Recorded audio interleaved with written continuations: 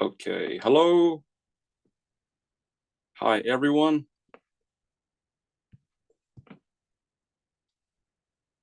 So I don't see anyone out. สวัสดีฮะตอนนี้ยังไม่มีใครเข้ามาใช่ไหมหรือว่าทุกคนอยู่ในห้องกันหมดแล้วครับ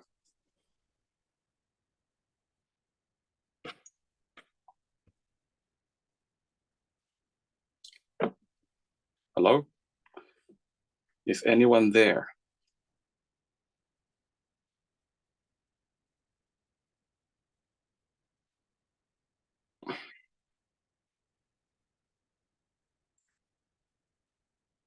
What am I teaching today? Oh, okay. English 4.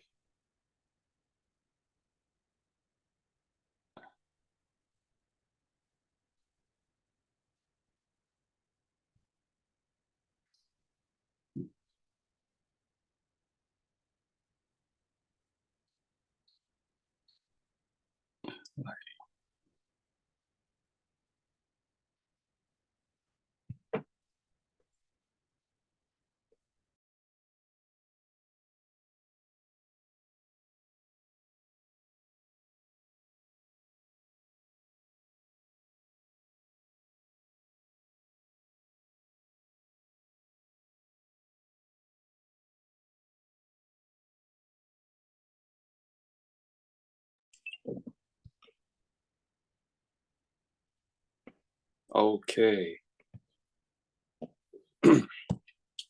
So uh,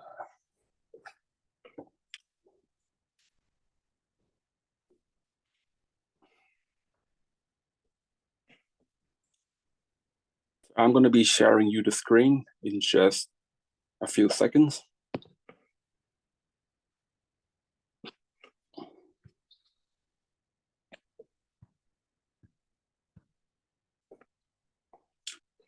First, let me just download the file, okay?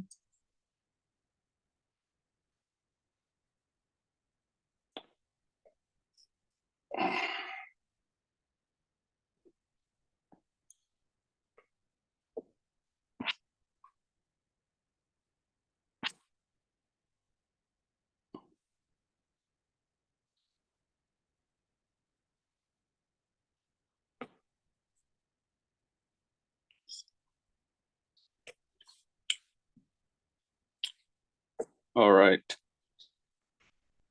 But there are only 2 participants in the class. But the session is being recorded, I suppose. So there shouldn't be an issue for those who are not here yet. So they can view the video. Right. So I'm sharing the screen right now. We are about to depart. Here we go. I feel like I'm just talking to myself, but that's okay. That's what I'm used to. All right. So we are looking at.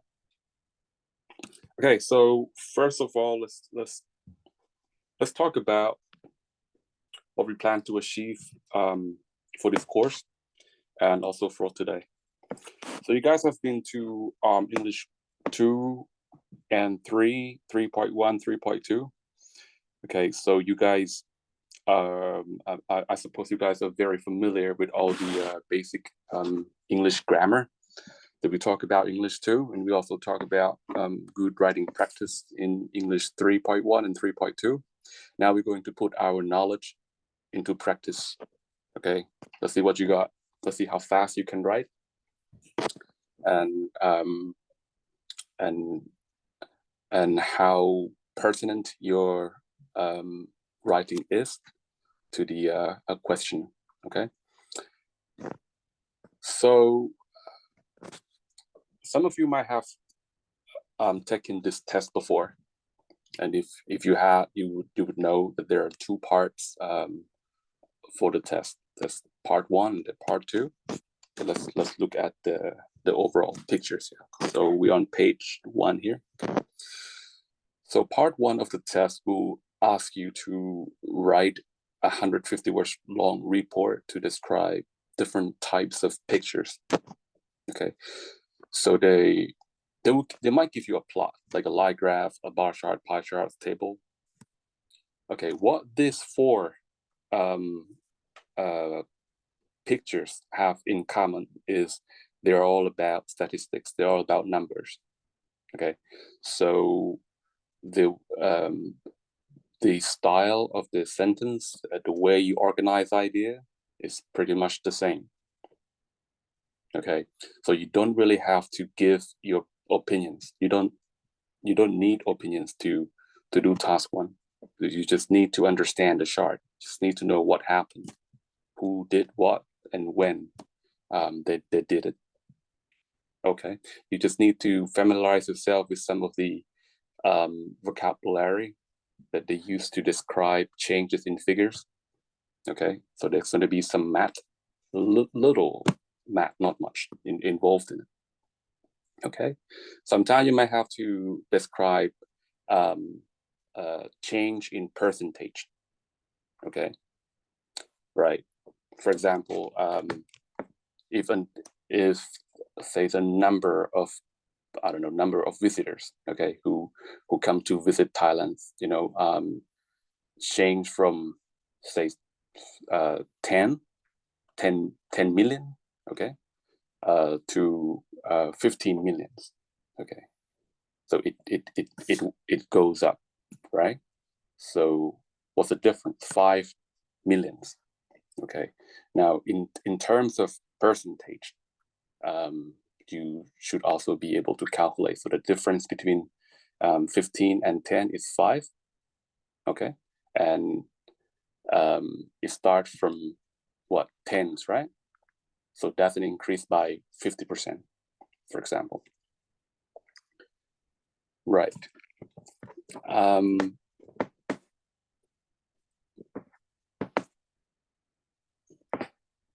The next type of pictures, process. Now this is different from the other four, but it's quite straightforward because you don't really need to select key features to report. When you're reporting graph and chart, right, you need to select information. It's not given to you. You have to look at the chart and try to figure out, first of all, the overview. Okay, what does the chart try to tell you? Okay, and then back it up with some of the data that you can see in the chart. It's pretty much like, telling your friends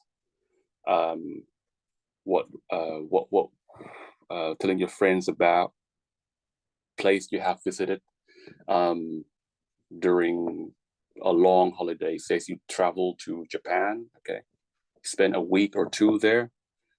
Let's say you have only 2 minutes to talk to your friends about your entire trip, right?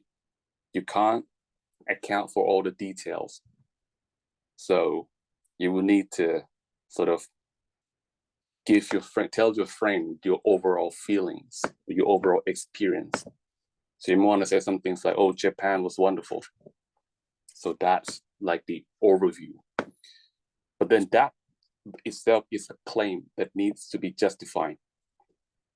So it's wonderful. In what way is it wonderful? Right? So you could talk about food, you could talk about transportation, you could talk about culture. Okay? So you start with the overall pictures. Japan was wonderful. And you talk about how wonderful Japanese food was. Okay. And that by itself is also a claim. So how is it that Japanese food was wonderful? You have to back it up with some more claim, like the food was not as expensive as you once thought. The food was very healthy. Okay. And then you have to back them up. So it's pretty much like, you know, try to break things down to a very, very small segments when it can't break down any further. And that's, when you hit the supporting data, right? The time that I recommend you to do task 1 is 20 minutes, but you don't have 20 minutes to just write 150 words. You need to plan first. Plan is quite important. I would suggest that you spend a good 5 minutes thinking about what you want to write. Okay. In other words, you want to sort of have a blueprint, like you know exactly what you want to write before you do it. If you one good way to practice this is not to really write anything, but to be able to memorize everything that you want to write. And maybe you can just speak for like 1 minute. Okay. If you can speak nonstop for 1 minute, then you will hit the minimum word requirement. Because an average speed when people speak is about 100 words per minute. So if you can speak nonstop at a good pace for 1 minute, then you know that you will definitely meet the minimum word requirement and you'll be fine. Okay. Now, as for the next task, right, task 2. Now, this is where you can be creative about, because they normally ask you for your opinion. But there's no right or wrong about your opinion, but you just need to be able to back it up. Okay, you just need to be able to back up your opinion. So you can't always agree or disagree with anything, as long as you can tell them why you disagree, or why you disagree, why you agree or why you disagree. Okay, but task 2 is what we're going to worry about after we are done with task 1. Okay, so task 1 is our priority right now. Okay, right. So regarding task 1, there are some basics that we have to cover. So the first things we're going to cover is interpretation. Okay, so interpretation is all about understanding the chart and being able to explain to anyone who hasn't seen the chart what happened, who did what, right? And the next skill that I want you guys to have is your ability to describe changes in figures.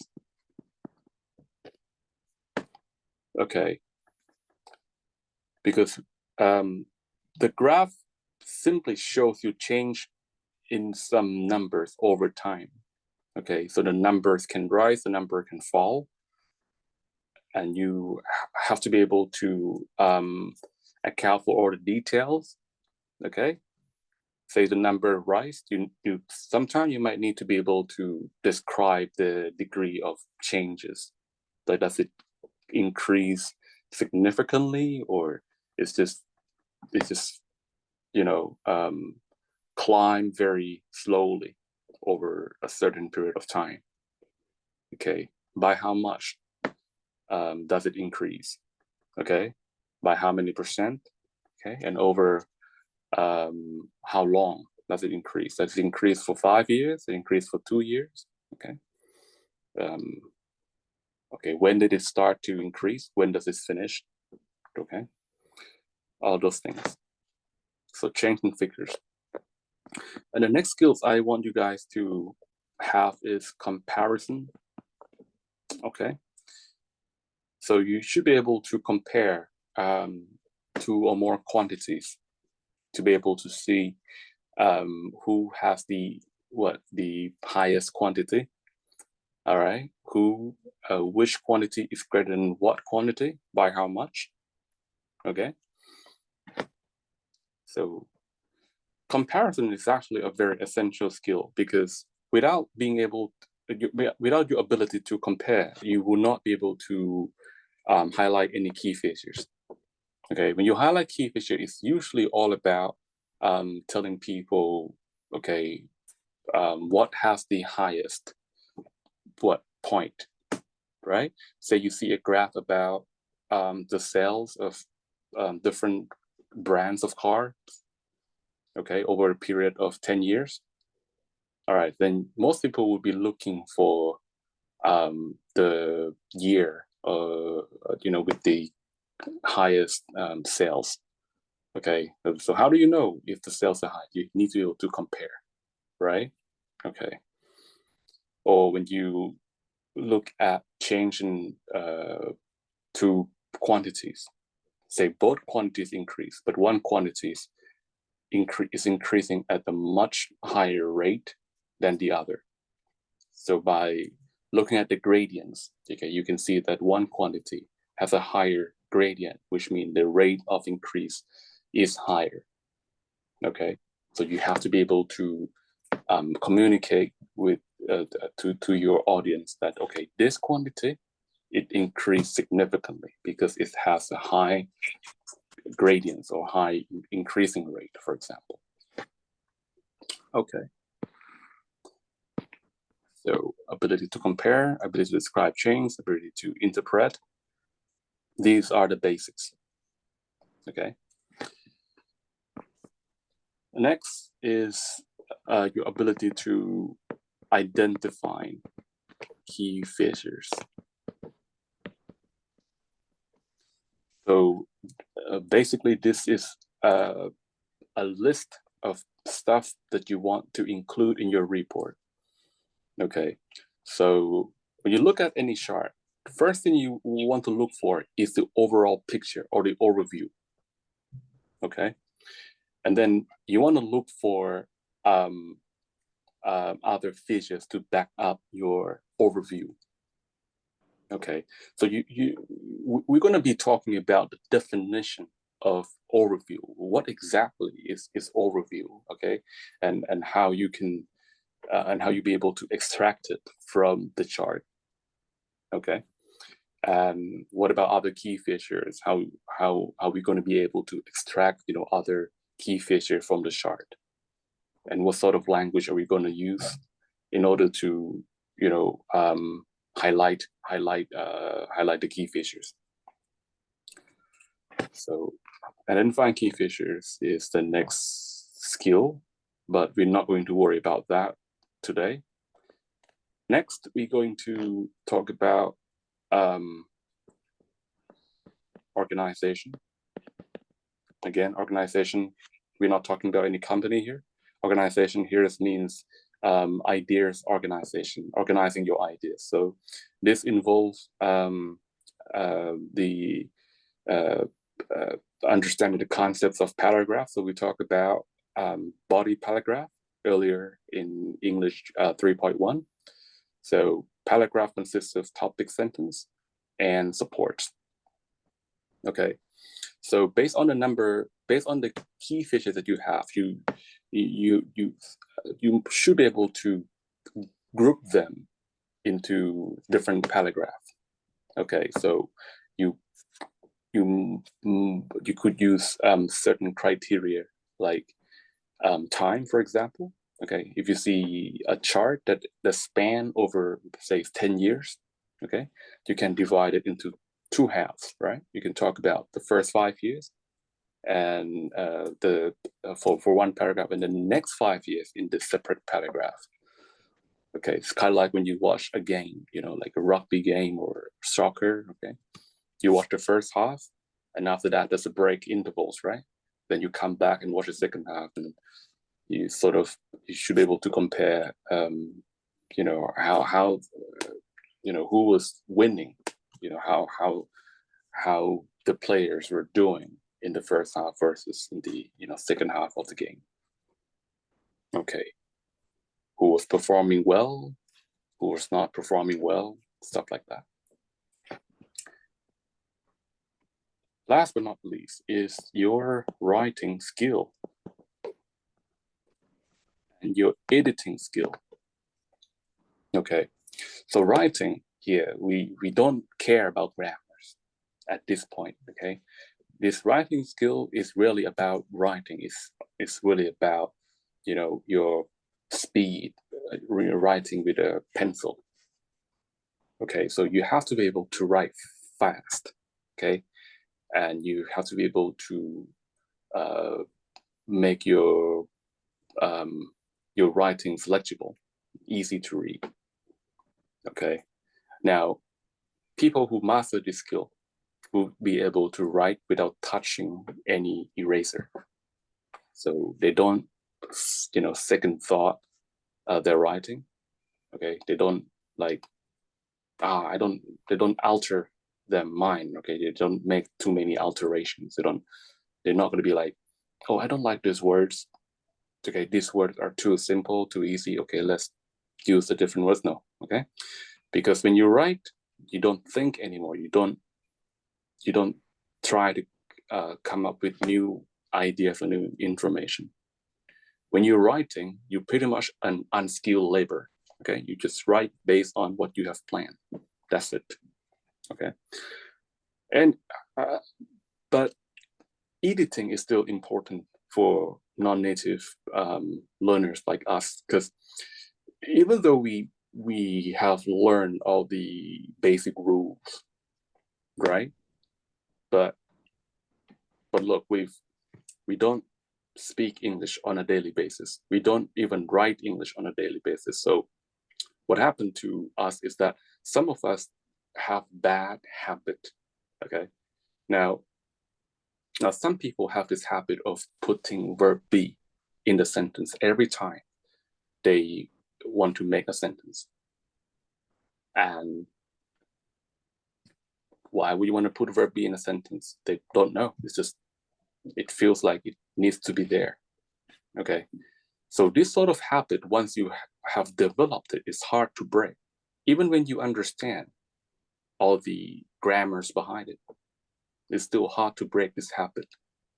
Okay, and that is why you need to give yourself some time to proofread your work, because when you proofread it, right, your mind is not focusing on too many things. Okay, so you'll be able to see some of the common mistakes that you have made and be able to correct all those mistakes before submission. Okay, all right, all good. Let's move on to the next page. All right, so this is the kind of plot that you will see in the real test. Okay, but the real test might look slightly more intimidating, slightly more complicated than this.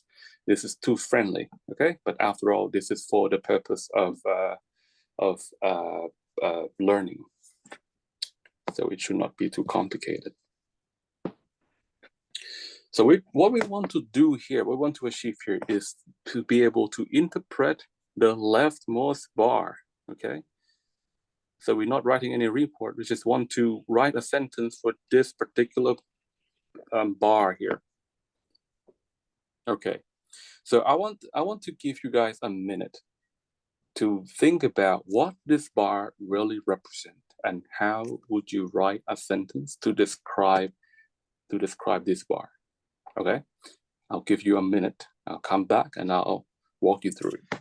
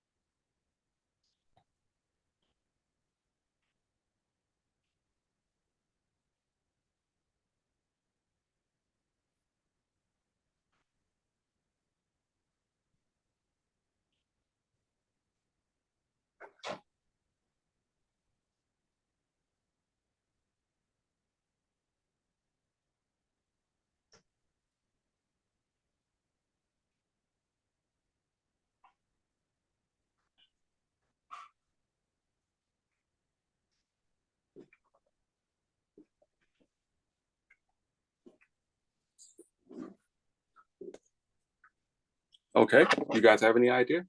Let me just look at the chat. Okay, so I don't see any message, so I assume that you guys don't have any idea yet. That's okay. But thank you for all these 4 people joining the session. Okay.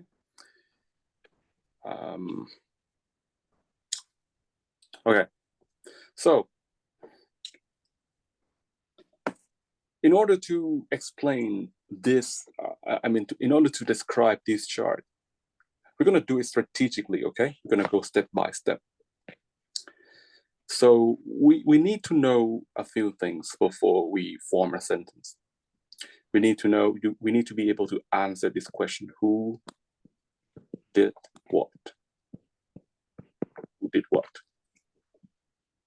Now, how am I going to answer this question? I need to be able to obtain information from this chart.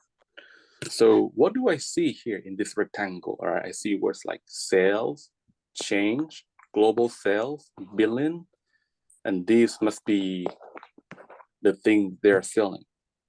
Okay, so the picture itself does not give me that much information, but I know for a fact that the what is going to be game software, because game software is not human being, so it has to be the what, right? So I'm going to put game software here.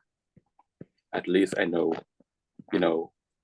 one answer to the question is about game software. Okay, but I still don't know the who, and I don't know any action associated with it. So I'm going to look at the description of this chart.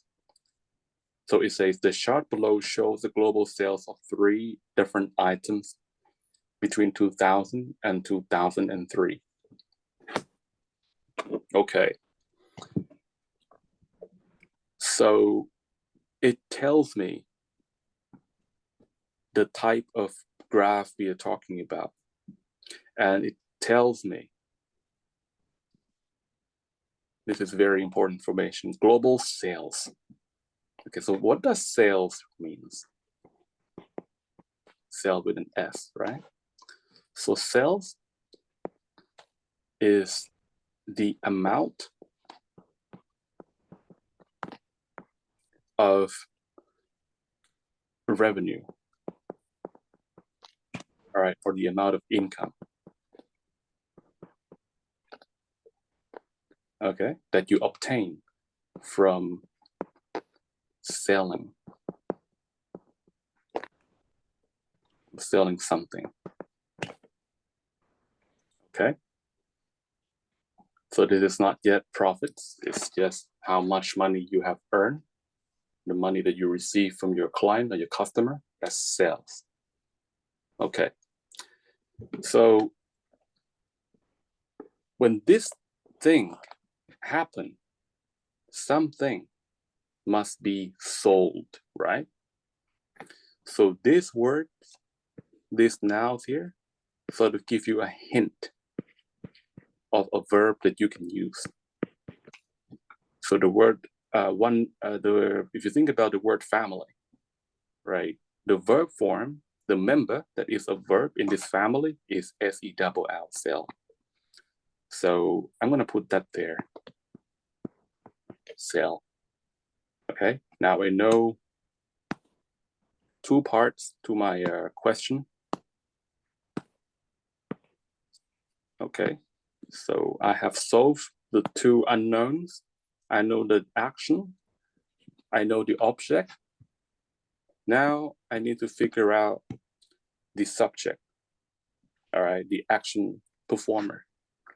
But when I read this line, it says global sales of 3 different items. It doesn't say from what company, from what store, what shop. It doesn't give us that piece of information. So this unknowns remains unknown. Okay, we can't solve for that. Okay, so we're going to ignore it, right? Because we don't have information. So you guys don't want to like make things up, right? So don't say something like, oh, Microsoft sold some software. Now, don't say that because we don't know if it was Microsoft that, that sold all these things, game software, DVDs and CDs. We don't know. Okay, so we just leave it the way it is. Okay, so we have answered one very important question. Now, if you can answer this question, if you can figure out at least one noun and one verb, you should be good to go. You should be able to make a sentence already. But the next question you should be able to answer is when did it happen? When did it happen? Okay, so this is about game software, right? Okay, it is about the game software being sold, but when did it happen? So you have to look for that unknown, and it's right here, right underneath the bar. So 2000 looks pretty much like a year. So that's what happened in 2000. Moving on to what now? How much or how many? So we are now talking about the quantity or the value in this case that is associated with game software. So we want to look at the vertical axis here. Okay. So numbers like 40, 30, 20, 10, what do they represent? They represent what? They represent billions of dollars. How do I know that? It's right here, BN. So all these numbers along this y-axis just give you the value in billions of dollars. Okay, and if you do a little bit of a measurement,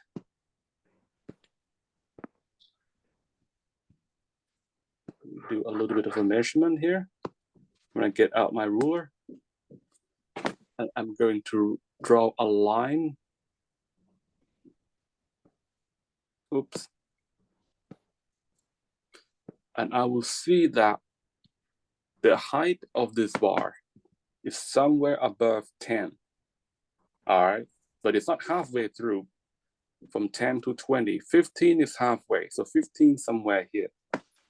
Okay, so this is what, between 15 and 10. So midpoint between 15 and 10 is what? Is 2.5, right? So this could be what, 12.5? But it doesn't really matter because it's a rough estimate anyway. You could come up with numbers like 13 or 14. It doesn't really matter. Okay, but you just need to know what that number represents. That's what matters. The accuracy is not what they care about here. They care about whether you understand what that number represents. So the quantity or the value that is associated with this is, I'm gonna make it easy, $13 billion. Okay. Right. Who, when did it happen? How much? Last questions, where? Where did all this happen? So we're looking for places, right? We're looking for any hint of place. So the chart is useless here. It doesn't give you any information about places. But if you look at the description, we see the word global. So it doesn't just happen in one particular country. It happens around the world. So the word global is the answer. Okay. So now you guys have all the ingredients. Okay, you have all the words that you can form a sentence with.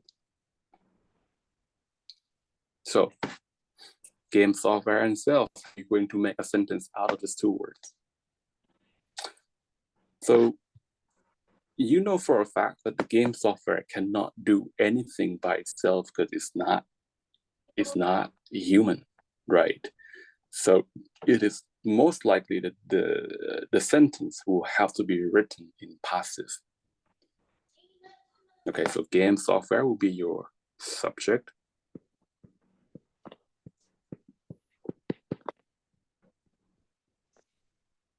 Yes, it will be your subject.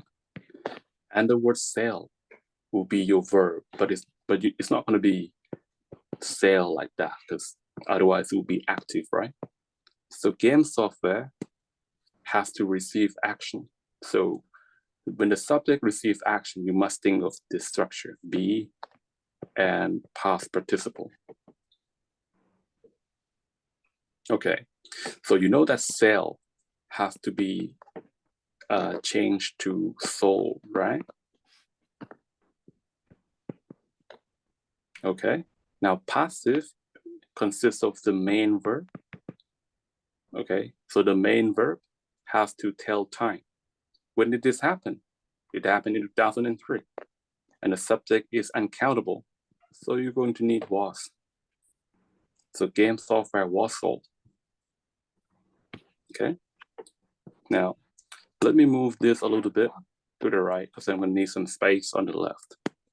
Now, let me ask you this question, okay? Suppose I change all these numbers, right? Suppose you don't see any of this number. Okay, it's all gone, right? You don't see any numbers here.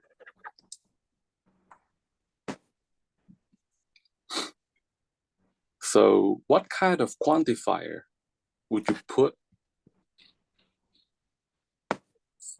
for game software? Now I'm talking about, you guys know what quantifiers means, right? It is words like some or lots or a lot. Yeah, these are quantifiers that are not definite. You would go for something like some, right? So some game software was sold. So that's what happened when you don't know the exact quantity. You would use indefinite quantifier. Some game software was sold. Okay, so you basically need to follow your feelings. Okay. Okay, so based on this graphic representation, this bar is not very short. So it's most likely that people want to go for a quantifier like some. But if you talk about a longer bar like that, so that represents a large quantity. So you want to go for something like a lot, right? Okay, so that's what happened when the quantity is not given to you. But in this case here, we have the exact quantity, right? What is that? It's $13 billion. But $13 billion is like a value. It's not really how game software would normally be measured.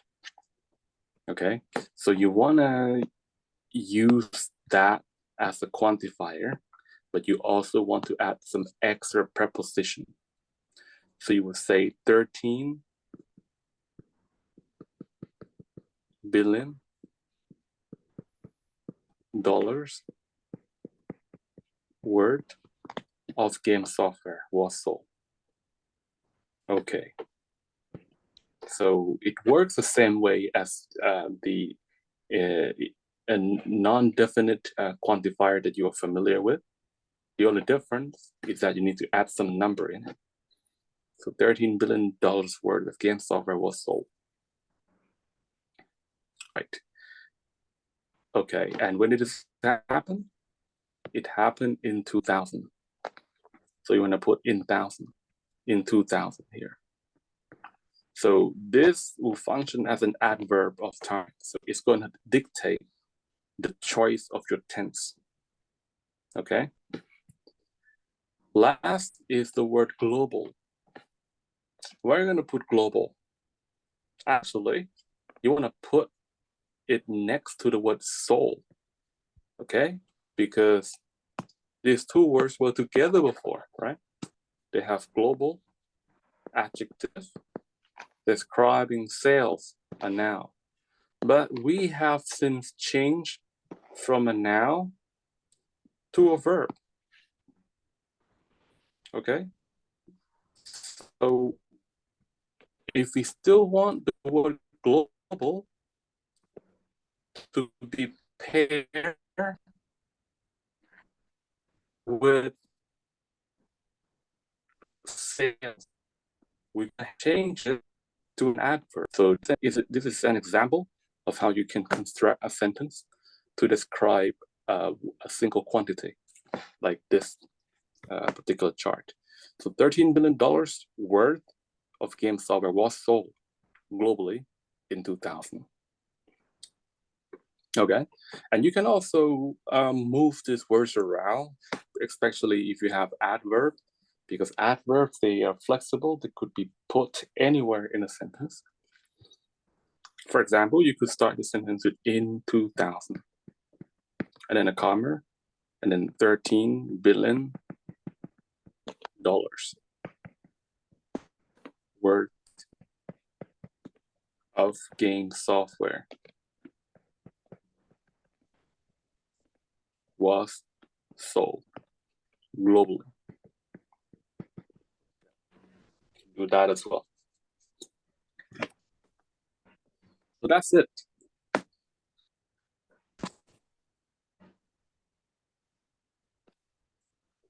Now, let's try this yourself. Okay, so what we want to do is we want to describe this figure, 39% in the column 1972. So where is it? Right here. Okay, so see if you can sentence for, okay. If you have, you could just, send a message here, the chat, okay? If you don't want anyone else to see, you can just select the recipient, the person whom you want to send it to, okay? So just pick me if you don't want your friend to see, but if you want your friend to see, just send it to everyone, okay? All right, so I'll see you in a bit, okay? I'll give 2 minutes to try to understand and 1 minute to write a sentence.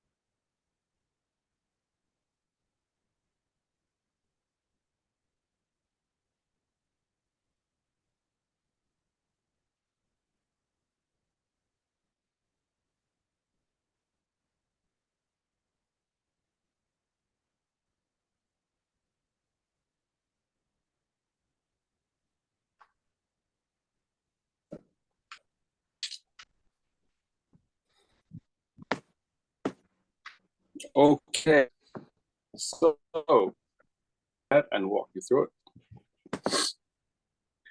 Okay, so we need to know who did what again, right? So if you look to your left, you know that this number is associated with central heating. You look up, you know it is associated with 1972. So you have answer to some of the questions already, right? You have solved some pieces, you have figured out some pieces of the puzzle. So central heating is the what, right? 1972 is the where.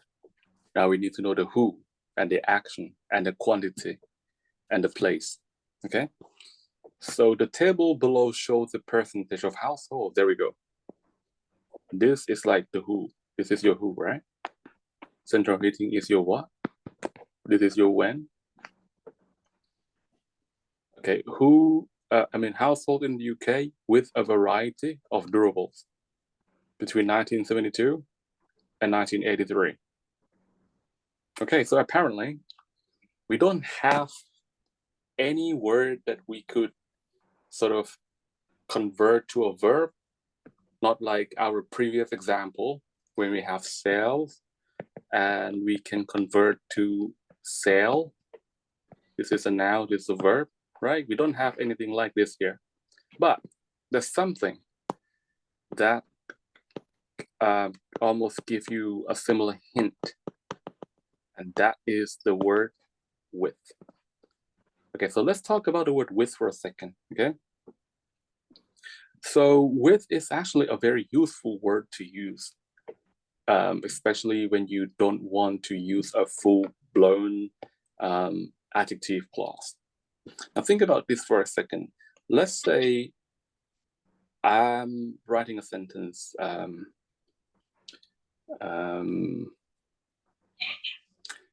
This, okay.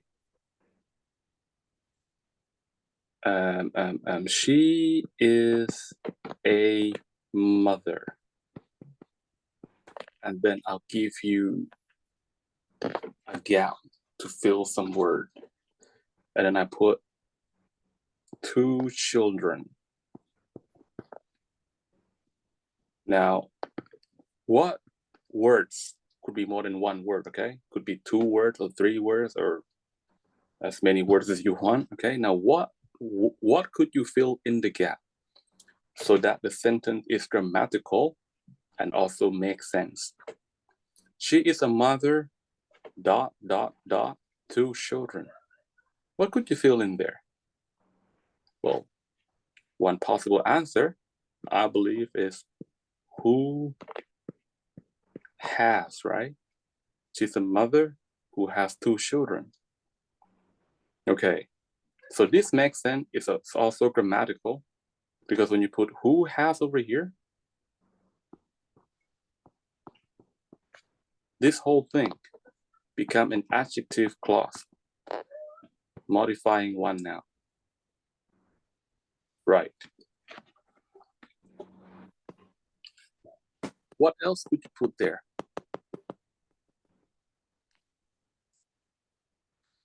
You could use a preposition. She is a mother with 2 children. It says the same thing, but in a much more concise way. She's a mother with 2 children.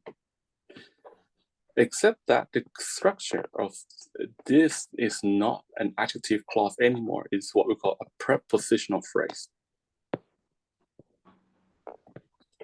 aka a complement, which is a bunch of words that completes the meaning. Okay, she's a mother with 2 children. Modify the same thing, same meaning. So based on this particular example, with is equal to who has. Okay, so when it is obvious, what verb could be there? When it is obvious, when it is self-explanatory, you can use with. Okay, so with mean who has. So the verb is has, sorry. Okay, in this example, it's just the other way around. They give you the word with. So can you guess the verb to use here? Of course, it's has, right? So based on with, you know, we could use words like has or have, for that matter, okay? Okay. And besides have, you can use other synonyms, okay? So if you have something, then you own something. And if you have something or you own something, then you use that thing. So have or own or use, okay? Any of this is possible. All right. So let's see what we have discovered so far. We know the what, we know the when, we know the who, we know the action, okay? And this is a dead giveaway. This is just the where. Okay, so we have everything we need to build, to construct our sentence. So I have, in this time, I have what and I have who. What should I begin my sentence with? Right? Okay, here's a trick for you. Every time when you see an action performer, okay, this is action performer, okay? If you see action performer, you want to use active voice, okay? You want to use active voice because it makes your sentence very easy to understand and make you less likely to make any grammatical mistakes, right? So I'm gonna begin my sentence with household. Yeah, households. And what do they do? Or what did they do, right? They have or own or use something, right? So let's go for the word own. But don't forget to change that to past tense because that's happened in 1972. So what did they own? They owned central heating.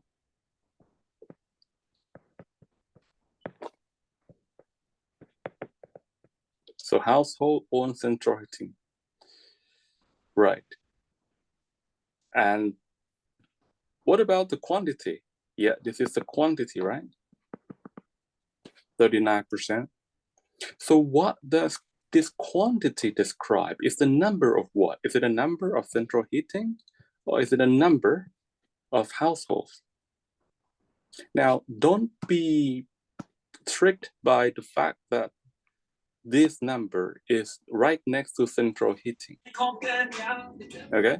Because most people, when they see this number very close to this thing here, so they are tempted to think that 39% is the number that describes central heating, okay?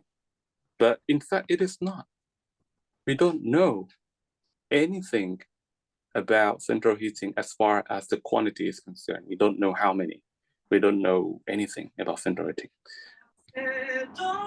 If we go back to read the description here, it tells us that this table shows the percentage of household.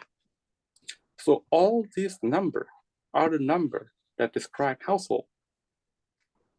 Okay, not this, not the appliances. We talk about number or percentage of households. So household is the same thing as people. Okay, it's about people who live together in the UK, people who live together in a family. Okay? So here's a trick for you. When you don't know where to put all these numbers, go back to the description and see what it says here. It's a percentage of what? If it was a percentage of electrical appliances, then put this number right in front of the object, right in front of the appliance. But if it's a percentage of people, then put this number in front of people. Okay? So 39% should go here. Okay.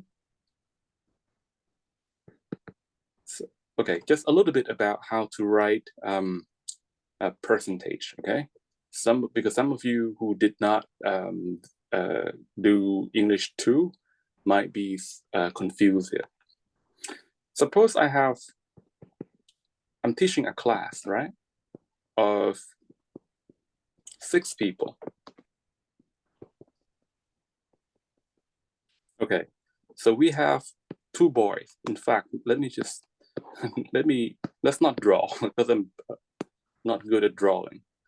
Okay, so B stands for boy and G stands for girls. So we have 2 boys and 4 girls. Right. So 2 boys and 4 girls. If I ask you a question, what is the percentage of boy? What would you do? Okay. So you need to know the total. The total is 6, correct?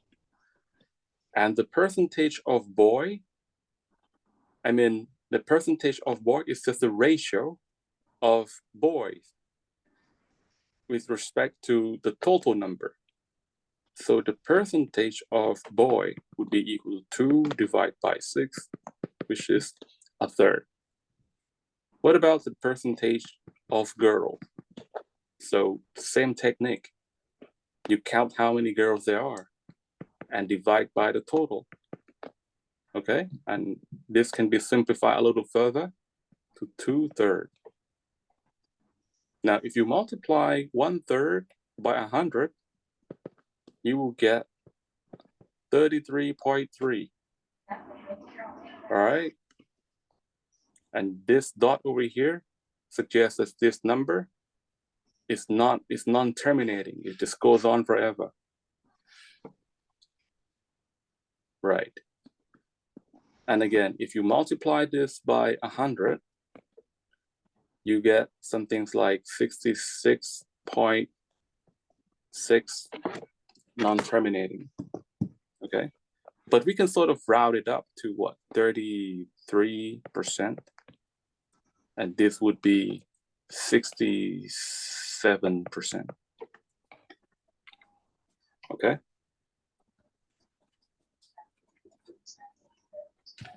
Right. So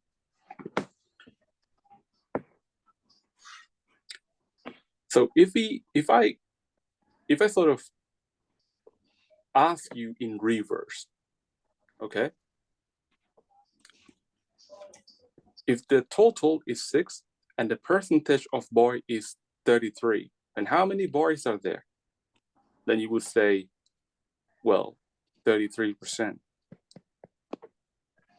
of the total number of students in the class is boys. Likewise, 67% of all the students in this class is girls. Okay? So you write in English exactly the same way you write in mathematical terms. Okay? This is how you write in English. So it's not going to be like it's not going to be like there are boys in this class, 33%. It's not going to be written like that. Okay? It's going to be what? It's going to be 33% of students in this class are boys. Okay? It's follow the way you write this equation. So 33%, okay, of students in this class are boys. Okay? Just match up.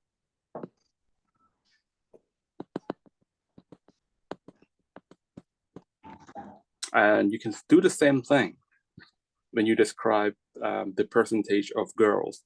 So you're going to say what? You're going to say 67% and of is, another way of saying multiplying, okay? 67% of students in this class are girls, okay?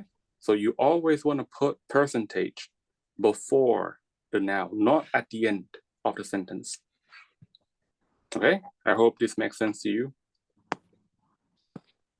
So let's finish this sentence quickly, and then we take a short break. So 39% of household, but household what, where? In the UK, right? So we want to say 39% of households in the United Kingdom own central heating. Yeah, just like that. When? In 1972. Done. Okay, this is how you do it. So not too difficult. All right, we're gonna have a couple more examples like this for you guys to work on. For the sake of practice, I'll see you in 10 minutes.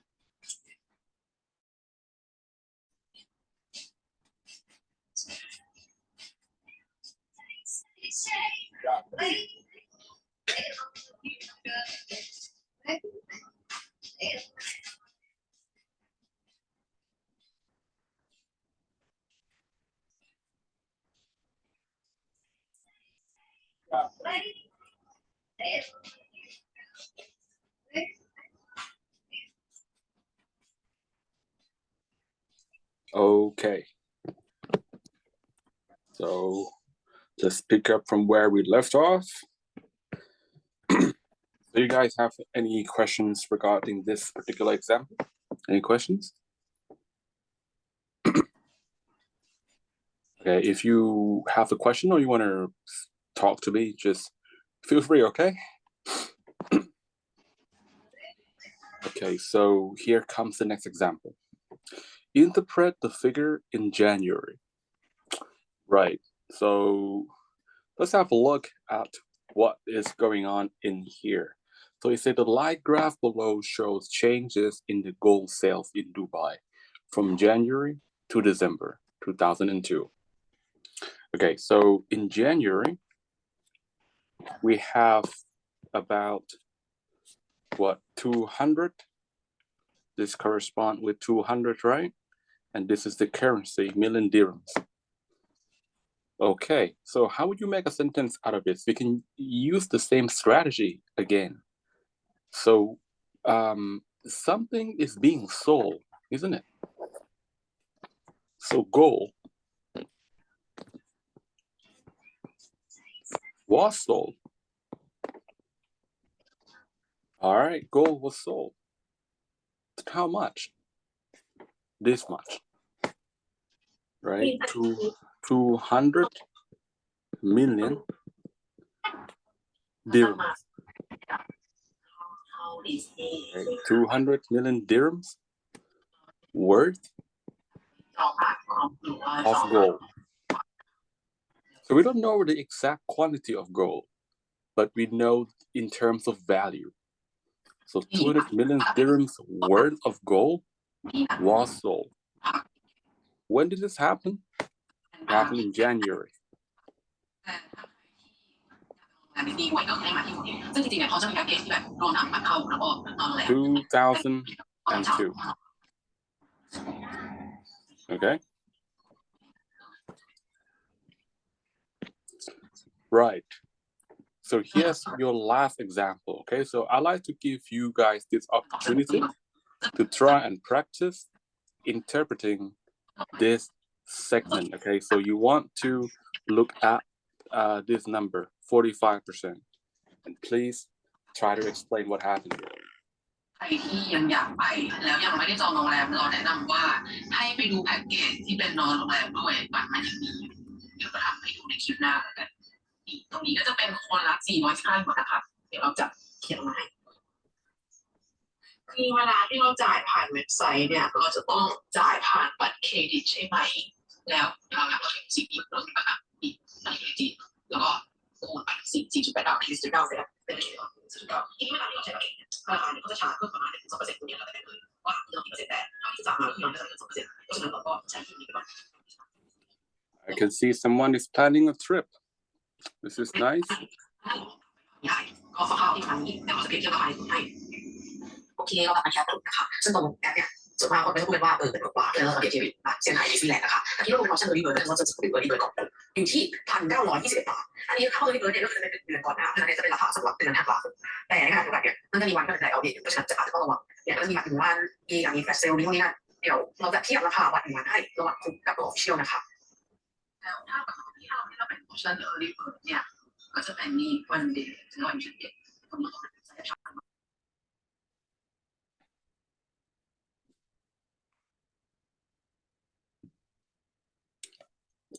Okay.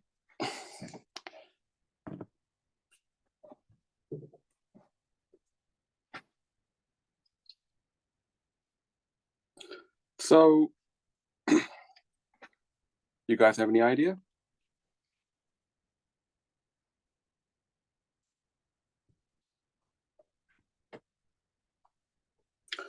So what we can do here is we can look at, again, the description. The pie chart shows the percentage of expenditure of people in the UK. So we talk about people in the UK again. We have the who, right? And expenditure tell us what? It gives us a hint. It means the verb that we should use is spend, okay? So this gives us the action. The action is spend. And then we have some hint about the place and some hint about the time, when. Okay, so that's all we need to write a sentence.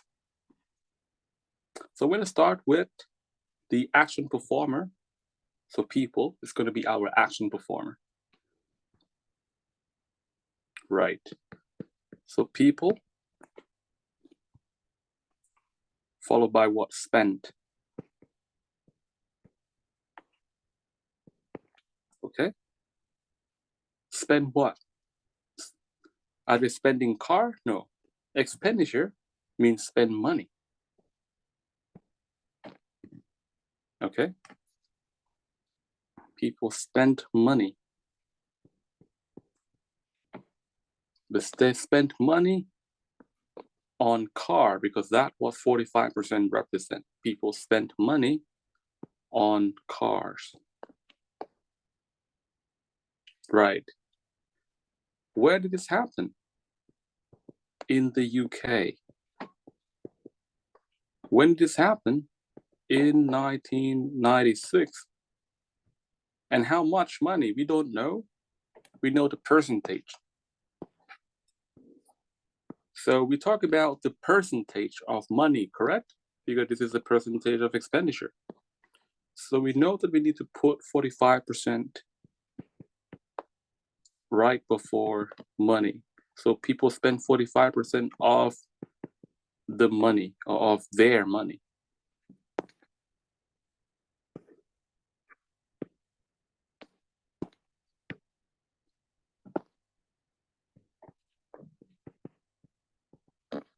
people spend 45% of their money on car in the UK in 1996. So that's one way to interpret this. Another way would be to look at this pie chart, sort of like pizza, okay? So if this was pizza, then every point here is the same thing, right? Say I order pepperoni pizza, okay? So every piece, every point that I put my spoon or fork or knife here is going to be pepperoni. The only difference is to whom each piece belongs, okay? So if I want to cut you this piece, okay, to you, say you are a car, okay?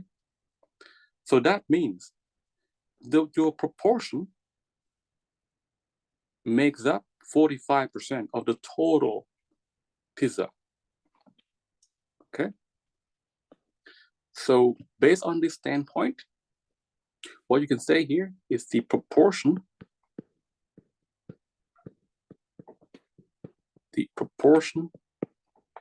of spending and expenditure mean the same thing, okay? So I'm going to put expenditure right underneath, so you can use either word, okay? The proportion of spending or expenditure on car, okay, makes up, I should say made up, okay, or constitute or accounted for.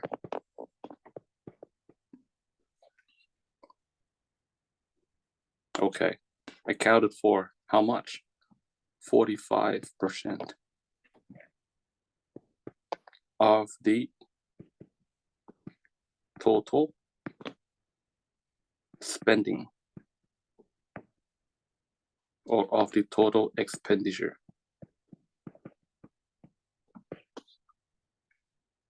Okay, but actually what most people do is that they leave out these terms, okay? They don't include it.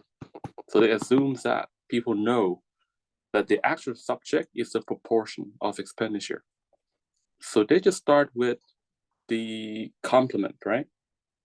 So the actual sentence would read like, cars made up 45% of the total expenditure in 1996. Okay, so there are two ways to do it. Either to use my strategy, the one that we were talking about earlier.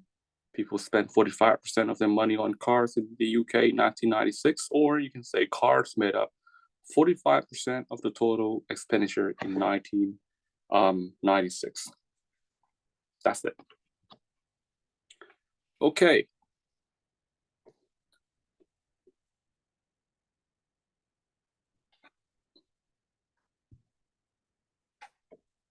All right. So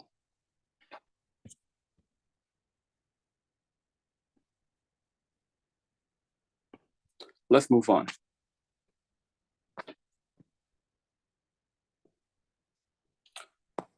You guys have any questions? Just open your microphone and talk to me, okay? Or you can just text me.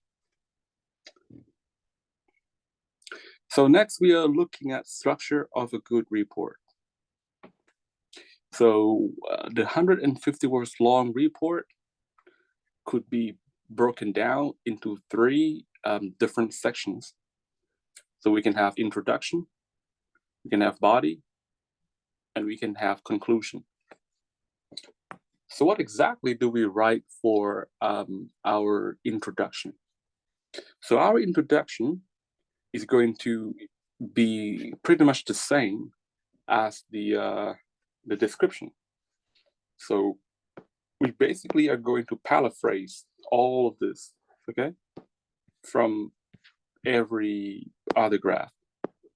Okay, so the description of each graph will be paraphrased to make up our introduction. But what you also want to add to your introduction is the overall picture or the overview. So the introduction will consist of about 2 sentences. So first, it's going to be the description of the chart. This is given, you just have to paraphrase it. And the second sentence is the overall picture that you have to identify by yourself. Okay. Next is the body section. So the body section is going to provide all the evidence to back up your main claim. Okay. This is where you get most of the marks. Okay. This is where you show your ability to use different types, different words to describe changes in figures and all that. Now, conclusion is not really necessary because the whole report is actually a conclusion by itself. It's a summary. So conclusion paragraph might not be necessary unless you want to reiterate or recapture all the main points that you have written so far again. Okay, but conclusion is not really necessary because the whole thing, the whole report is a conclusion. Okay. Now let's move on to the strategy. Okay. So this is a strategy that I use when I do the test. So I'm gonna break this down into 5 stages. So the first stage will be about understanding the graphic information. Okay, you have to understand the graphic information. You need to know what is given to you. Okay. So this is what we have been doing so far. When I ask you guys to interpret each figure, I want to make sure that you understand the graph very well and are able to interpret it. Second, I want you to be able to identify the key features or the general trend. Okay, so you want to analyze graphic information to identify significant contrasts, similarities, and trends. Okay, so this is where you list all the key points that you want to include. In step 3, you want to group information. Okay, so in step 3, you have to think about how many paragraphs you want to use to encapsulate all your details. Step 4 is to write. Okay, and when you write, you have only 10 minutes to write everything that you have prepared or you have planned. Step number 5 is to review. Okay, so you have about 5 minutes to go back to the very beginning of your report and read through it. Try to look for mistakes that you normally make. Okay, this step is very crucial. It's going to be your last opportunity to ensure that your report is free from any errors. Okay, so that's it. Okay, now we're going to talk about a very, very important aspect of the IELTS exam, and that is about how they mark your paper. So written examination is qualitative, okay? It's based upon qualitative assessment. In other words, you are not graded by the number of answers that you're not graded by the number of correct answer because there's no answer, unlike reading or listening, where you are graded by the number of your correct answer. Okay, for writing, there's no right or wrong answer, so you are graded by the quality of your writing. So let's have a look at what determines the quality of your writing. So first of all, is task achievement. Okay, so what exactly is task achievement? So task achievement has to do with how well you're able to follow the instruction. So for task one, you are asked to summarize key features. So they're going to be looking for key features. Key feature is not just any information that you want to report. It has to be the information that you have compare and contrast. So when you compare two or more things, you'll be able to see, the strengths and weaknesses of each component of each variables.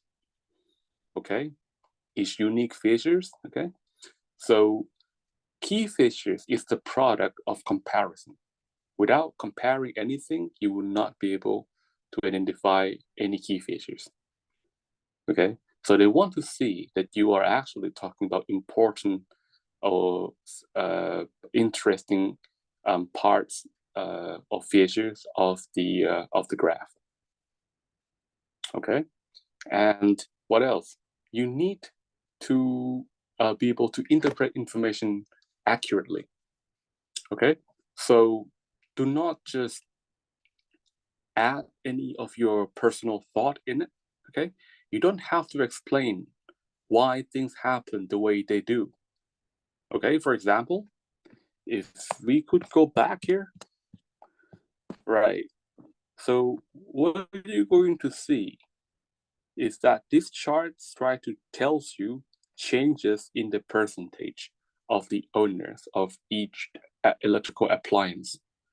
Okay, so over time, you will see that there are more and more people are owning all of these devices, all of these appliances.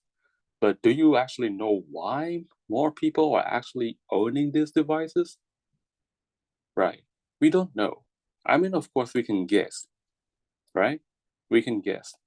If more people, if particular item shows you an increase in the number of users, it's either that it gains popularity because it is so good, it's wonderful, many people want to own it, or because it becomes more affordable. You can think of cell phone, for example. Back in my time, like 20 years ago, when one of the first cell phones came out, it was Nokia, right? You have any idea how much they cost? This costs a lot of money. It's very expensive. And it doesn't even have half as many functionalities as the smartphone that we have today. But back then it was very expensive. It's only for the rich. It's only for our privileged people. Okay. But over the next 5 years, you see more people are owning cell phone. Why? Because the price has dropped to the point where it became quite affordable to average income people. Okay. And a few more years later, 10 years later, the price of all the electronic components have dropped, and cell phones is just everywhere now. Okay, so if whoever you are, skilled or non-skilled labor, you should be able to afford a phone. Okay, it's very cheap. So that could be the reason why certain things are being owned by more people, but you don't have to talk about that in the test because the information is not given. Okay, so don't include your personal opinion. Only write about what you can back up, right, with data in the graph. Okay, right. And last but not least, you need to be able to write not less than 150 words. They actually do the word count, okay? But do you really need to count your words when you are planning? No. Okay, you don't have to count the words. If you know that you can talk for more than 1 minute, if you use my strategy, okay, so once you have listed all the key features, try to talk to yourself, okay, for 1 minute. If you can talk nonstop for 1 minute, then you're good to go, right? Okay, so basically that's what task achievement is about. So say you misinterpret the information. Say, for example, if you go back here, okay, and instead of saying some things like 45% of the expenditure of people in the UK went towards car, he said some things like 45% of people in the UK bought car. Now, you see, these two sentences are totally different in meaning. Yeah, the first sentence, 45% of the expenditure of people in the UK was on car, versus 45% of people in the UK spend money on car. Big difference. Totally different. Okay, so misinterpretation could lead you to a deduction in your marks that that is regarding with task achievement. So be very careful when you put numbers, right? It can really make a difference. Okay, next, coherence and cohesion. So what is coherence and cohesion? It is about how you connect your sentences, how you develop your ideas. Okay, so a good report should be something that is somewhat predictable, is easy to follow, easy to read. Okay, organizing your ideas play a crucial role here in the coherence and cohesion. Okay, so you need to organize your ideas. You need to sort of know what the overall picture is going to be, aka the overview, and you want to present that first, because that gives you the borderline, sort of gives you the scope that you want to write about.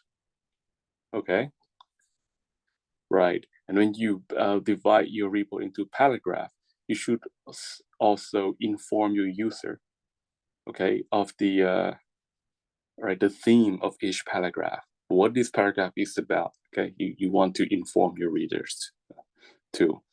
The use of transitional word also play a key role here. Okay, words like after that, moreover, furthermore, because, due to the fact that, okay, these can help facilitate reading a lot. It's going to cause your reader not to have to put so much effort. Okay, next, lexical usage. So lexical usage is about how it's about the use of words, first of all, but they will be looking at how you could vary the use of your vocabulary. Okay, are you able to use different structure and different words to say the same thing? Okay, so they'll be looking at your spelling, your collocation. Okay, so collocation is how how natural it sounds when you put two or more words together. That's collocation. Right. They will also be looking at your the definition and part of speech, because definition and part of speech, they go hand in hand, right? Okay, a words in English may have many definitions, and each definition might be of different part of speech. Okay, so you need to know the part of speech of the definition of the word that you're using. Okay. Last is grammar.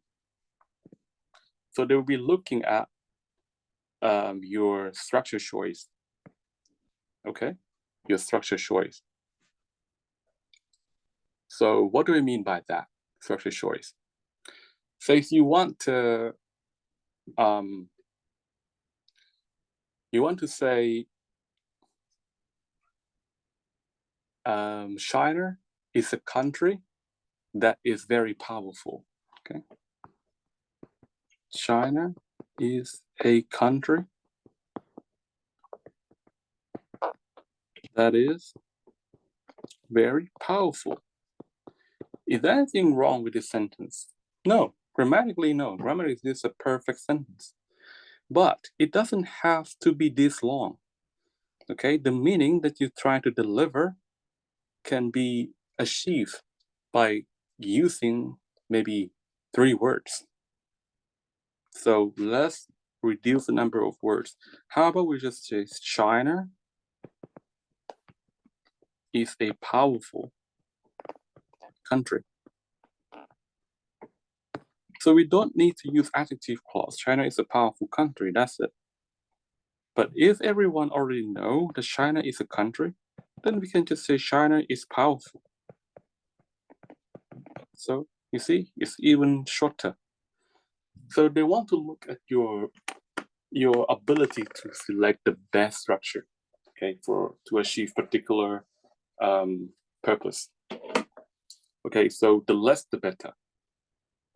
Okay, and then once you have made a good choice over structure, they will be looking at the accuracy. So they will be looking at how you follow the grammatical rules. For example, I have made a perfect choice of my structure. I'm using a very simple structure, subject and be an adjective.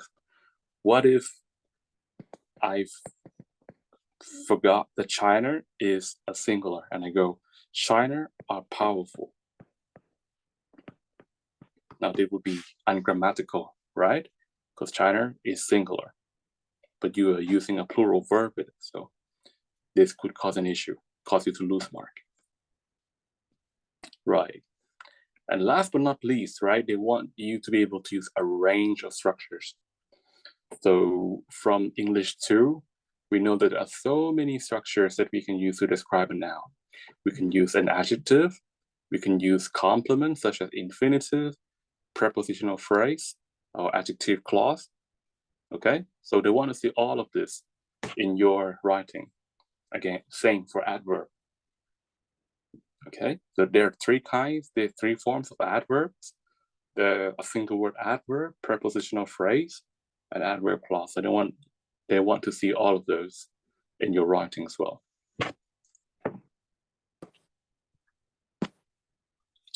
Okay, now let's talk about some of the basic language that you need to know to be able to write a good, decent report. Okay, so you are most likely going to be describing changes in the number. Okay, so you have to be familiar with all this terminology here. So if you want to describe something that looks like this, okay, you can use a verb or you can use a noun. Okay, how do they differ? If you're using a verb, then you need to identify the subject that performs the action. And the subject that performs the action cannot be people or object. It has to be words like number or percentage or sales or quantity, because these are the only thing that can change in value over time. For example, if I say something like Nath increase, would that make sense to you? No, because Nath is not a quantity, right? So Nath increases. This is a very unclear sentence. So we need to identify quantity, all right, that is associated with me, that increase. For example, that increases in body weight. So that means I probably consume too much food and I'm fat. So that increases in body weight. So in body weight is the thing, is the quantity that actually increases. Or you can rewrite it as Nath's apostrophe s body weight increases. Okay, both are correct. Okay, so selecting the subject is really important here. And also you have to be careful with the voice, right? Notice that all these verbs here are intransitive by nature. So you don't want to use passive voice with intransitive verbs, because when you call a verb an intransitive, it does not take any object. And when there is no object, you cannot have a passive voice because there's no subject to receive an action. Okay? All good? Okay, let's move on. So,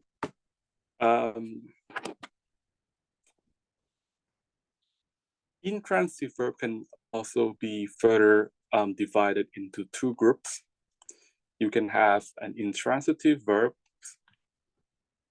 that can be modifiable with adverbs. So what, like rise, increase, go up, climb, grow, improve, be on the rise, these are all modifiable with adverbs. But words like take off, shoot up, soar, rocket, search, jump, leap. Okay, so these verbs are not modifiable with adverbs. So you don't want to pair them with any adverbs. Why? Because they have their very own specific meaning. Okay, so they don't need to be modified by anything. Okay, so before we go any further, let's just practice using some of these verbs here. So I'm going to just pause the video for a second. And I'm going to, oh, I received a message.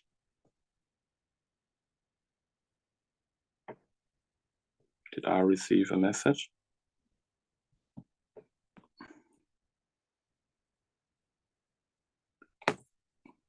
Between IELTS paper exam and computer exam, which one would you prefer for the actual exam? Okay, that's a good question. I prefer paper-based exam.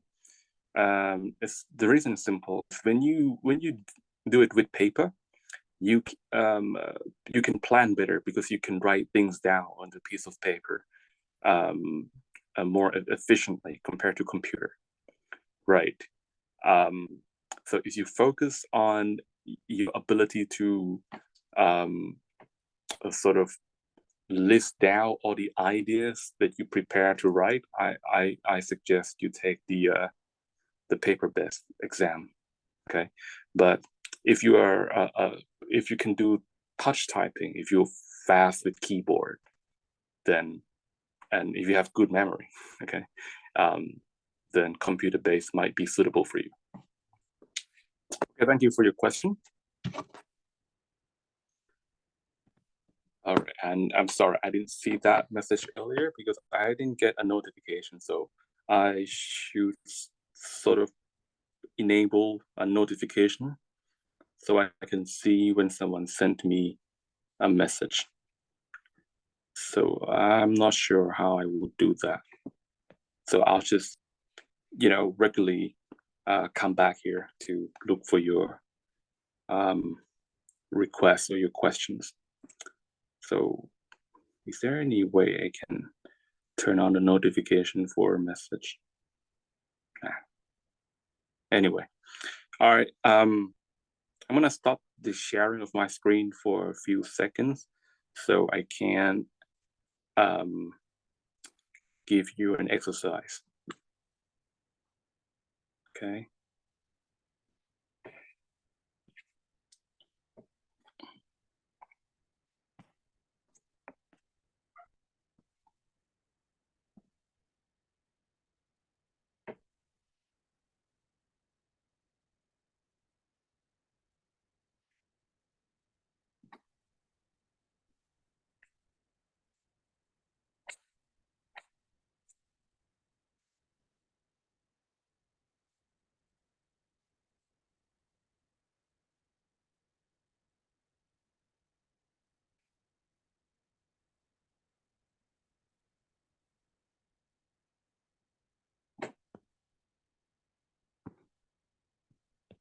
Oh, it's not clear.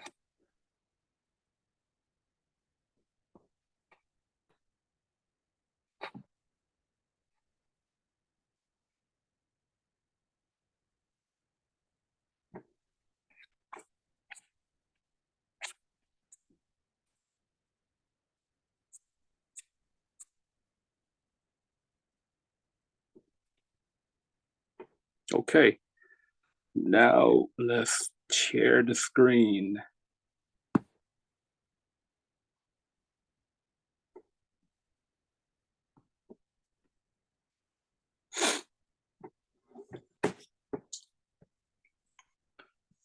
So we're just going to practice using the verb that we were studying earlier, okay? Intransitive verb, one with modifiable adverbs and the other without any adverb to modify, okay? So let's just take a look at this particular word here, rise, and maybe take off, okay? Let's see how we can use the word rise and how we can use the word take off. Okay, so let's sort of get a sense of what this is all about. So it says the graph below shows the average carbon dioxide emissions per person in United Kingdom, Sweden, Italy, Portugal between 1967 and 2007. So they talk about the amount of CO2 that we release from our body, okay, through respiration. So in 1967, well, that's a very long time ago. I'm not sure how they were able to measure the amount of carbon dioxide we release from our body, because 1967, I don't think there's computer back then. Anyway, so maybe they just used the rough estimation or whatever. Okay, so if you look at this particular here, all right, let me just change my pencil color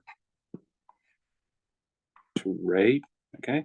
So I want you to talk about this line pointing upward from 1967 to 1977. Okay, so first of all, we need to identify what. I know we're going to use the word rise or take off, right? But we need to first find the subject of the sentence. So the subject of the sentence is none but what? But what the chart show you? What does the chart show you? The chart show you CO2 emissions per person. That's what it shows you. Okay, so CO2 emission is actually a quantity by itself. So emission can increase, emission can drop, but you can also say the amount of emissions as well. Just kind of like water, you know? When you say water increase, water decrease, is sort of based on the assumption that the amount of water, which is measured in what liters, milliliters, cubic meter, okay, is based on the assumption that the quantity of it increased, okay. But to be clear, it is based for us to use words like number, percentage, or amount, okay, just to be perfectly clear. So I'm going to use the word amount. And how do I exit this? Okay, here. So I will start with the subject, the amount. Okay, I know it's not given here, but I know the CO2 is an uncountable quantity. And for uncountable quantity, we usually use the word amount. With countable quantities like cars, animals, fruits, with all those countable quantity, we use number. So the amount of CO2, okay, that is emitted, emission has a verb, emit, and we can use that as an adjective, emitted, okay, per person.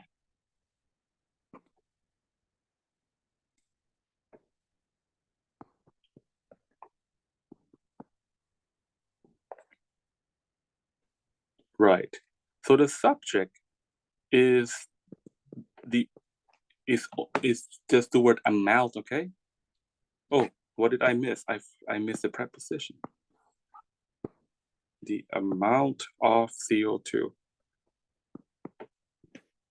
Okay, so the subject is only one word. Okay, don't be tempted to think that the whole thing is a subject. No, of CO2, this thing is just a complement.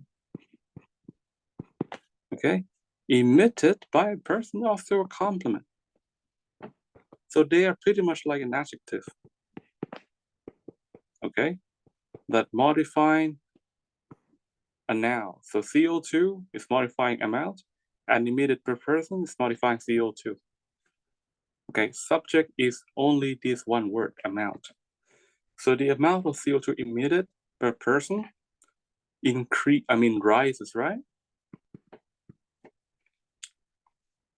But you know that it happens between 1967 and 1977. So that is in the past. So you want to use the second form of the verb rise, which is the verb rose. So this verb has the funny thing is it has the exact same spelling as the other word rose, which is a noun, and that is a flower. Okay, but this rose here is a verb. So how do people know that this is a verb? It depends on where you put it. If you put the word rose in the spot of a verb, then it's going to mean increase. Okay, so this is the place where you put a verb. The amount of CO2 emitted per person rose. Full stop, done. Okay, so that's one way to do it. But since it is modifiable with adverb, we want to go back to observe this line a little bit more and see if we can describe how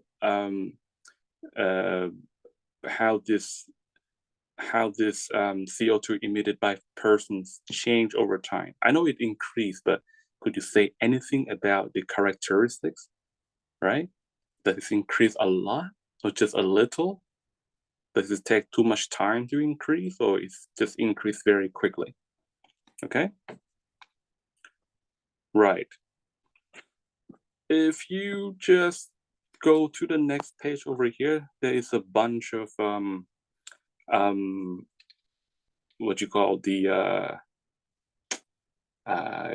degree, right? Degree, adverb, and degree, adverb, and degree, adjective. So these adjectives and adverbs are used to describe the characteristics of changes. Okay. Okay. So if you see, for example, something that go up like this, okay. See, it's probably reached this level compared to this line. Bam, okay. Same level, same height, but this graph here, let's call it A. A takes a very long time to reach the exact same level as B. So who's faster? B, right? B is faster than A. They might reach the same height, but it takes A much longer period, okay? It takes B a shorter period to get to where they are, right? Same spot. So to describe A, you can use words like low speed of change, like gradually or slowly, okay? But to describe B, you can use words like abruptly, suddenly, rapidly, quickly, right? So if you come back here, we can say the amount of CO2 emitted per person rose what? I could say significantly, because from 4 tons to 6 tons is quite a lot. So what does that mean? It means that it doesn't mean people just, one person just release more carbon dioxide. Okay, I mean, you can't do that, right? Like it's just a matter of what, 10 years doesn't mean you can release more CO2, because you just can't, right? unless you double in your size and you need more oxygen to supply, blood to your body. So what could have happened here is maybe there are more people were born during this 10-year period. And since everyone consumes oxygen and releases carbon dioxide, so the amount of carbon dioxide released by each person just, goes up. Okay. So what I'm thinking here is that they don't talk about the amount of CO2 released by just one person, but it's more like an average, Yeah. Right. And okay, this is something that I probably misunderstood them, but it's not really a big deal. Because when you say emitted per person, you think of, I have to admit this could be my fault, okay?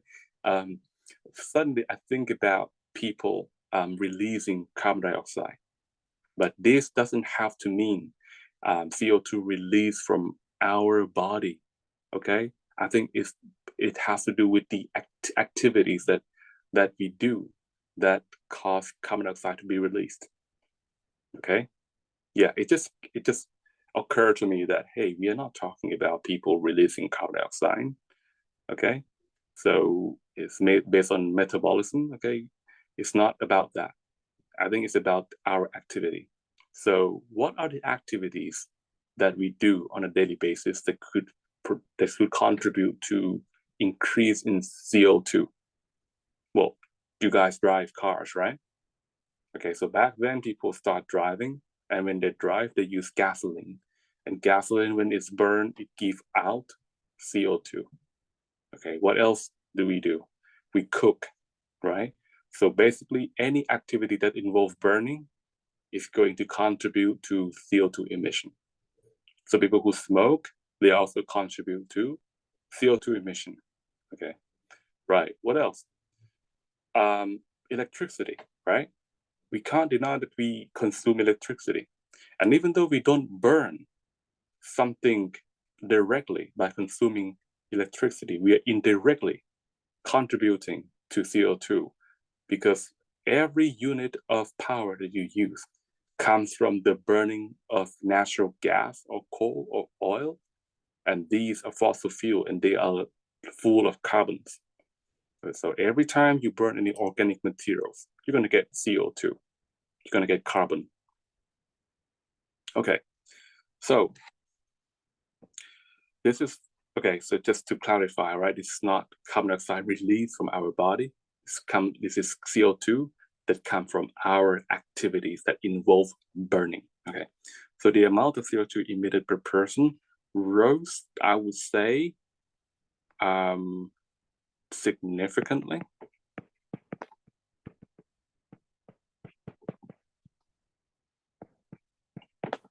Okay, right. But what if you want to use another word like take off? Can we use take off? Yes, but not in this form. Okay, because this form is only for describing fact, something that happened regularly. Okay, but we talk about what happened between 1967 and 1977. So we should say what took off. Okay, so the amount of CO2 emitted per person took off. Now, do we need to really add any modifiers here? No, we don't, because took off by itself is already very clear. So we don't need anything. Okay. Right. Okay, the time is now 10 in New Zealand, and you guys have been doing this for an hour now. So let us just do ourselves a favor and take a short break.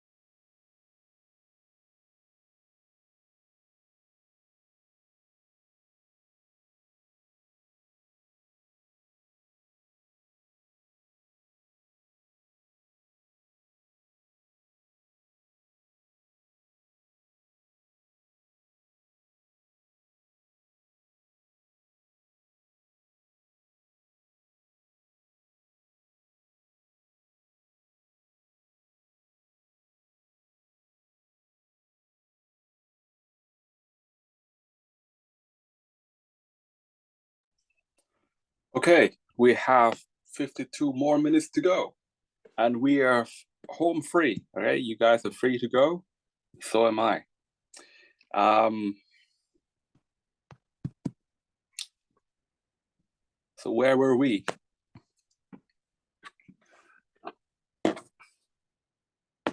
First of all, let me check if I turn off the mute. Yes, the mute is off.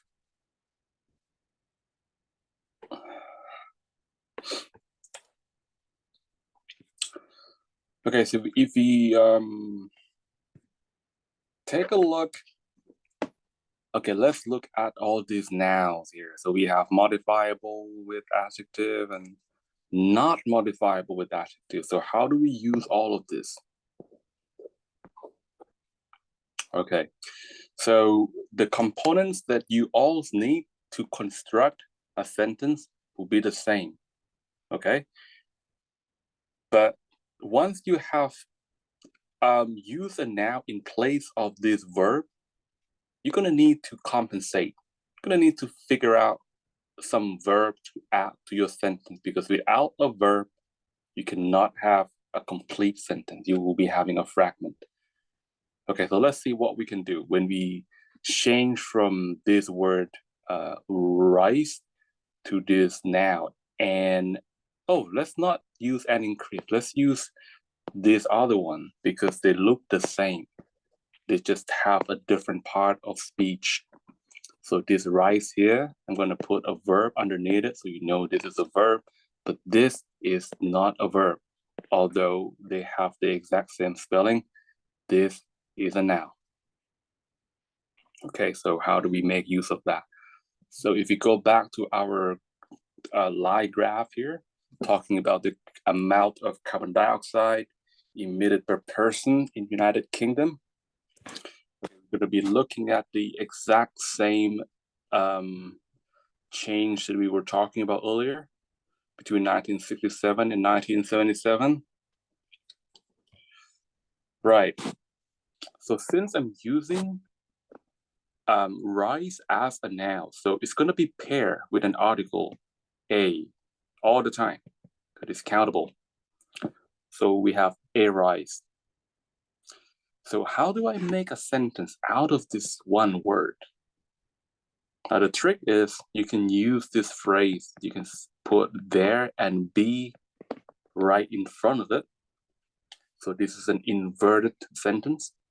Most sentences will begin with a subject, but this particular sentence just begins with an adverb, and the subject is behind the verb. So this be here is going to be your finite verb. It's going to have to change its form with respect to the time. Okay, so the time is between 67 and 77. It's in the past. So be is going to follow B is going to change to either was or were, but that also depends on the subject of your sentence, because the rule of subject-verb agreement still applies here.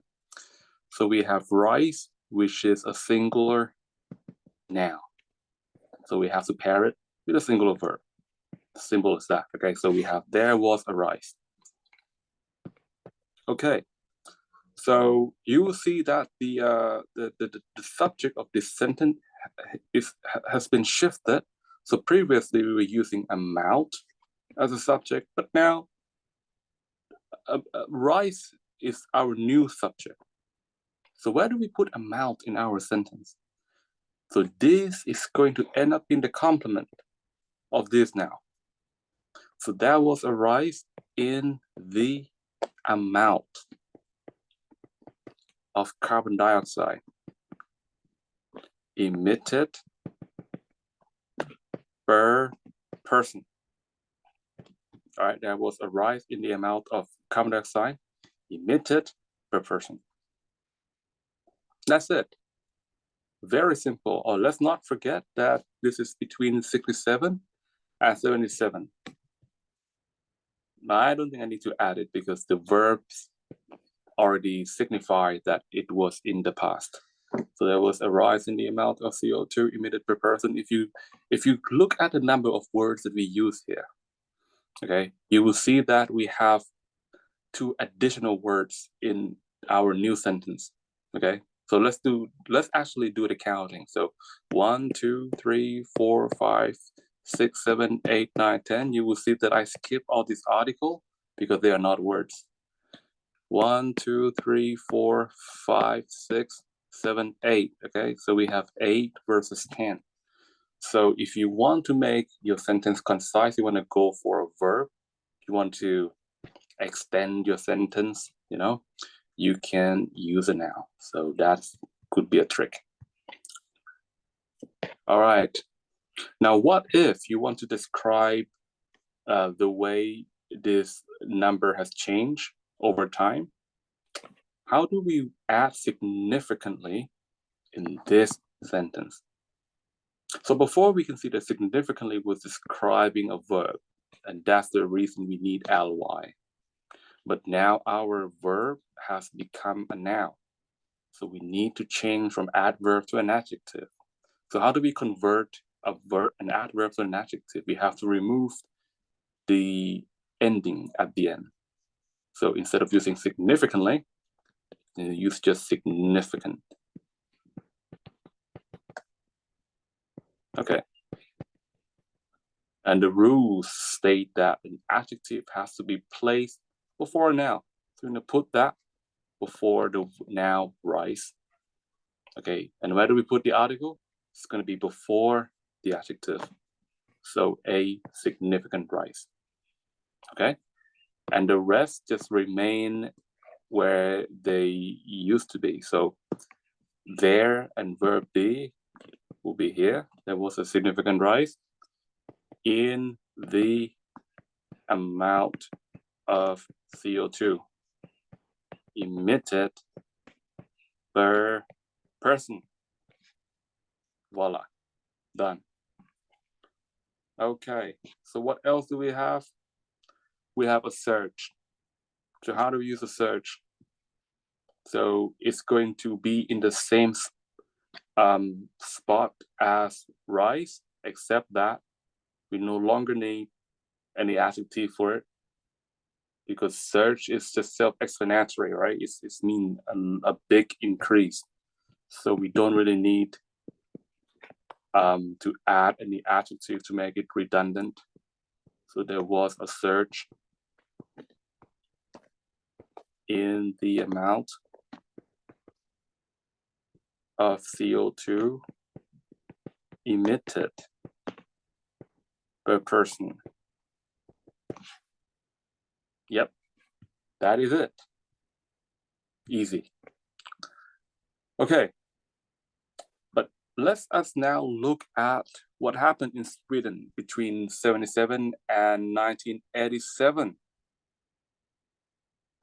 So you see a negative slope, so that means the number was decreasing over this period. Okay, so let's see what we have.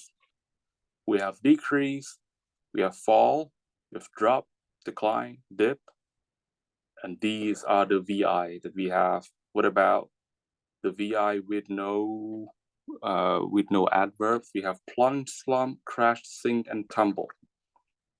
Okay, so let's pick one. Let's go for this word, drop, because I like it. Okay.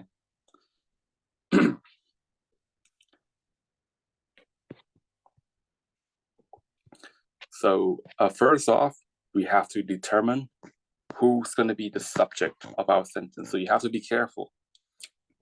People cannot drop, right? We talk about change in value. So we can't say, for example, people drop, because it doesn't make sense. Okay. So we need to know exactly what quantity is decreasing. And that is none but the amount of CO2 again.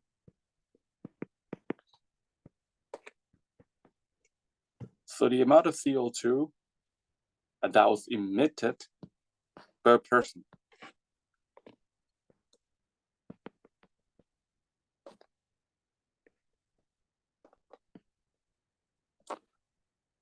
Now, if you want to vary your structure, you can also use the full version of this adjective clause.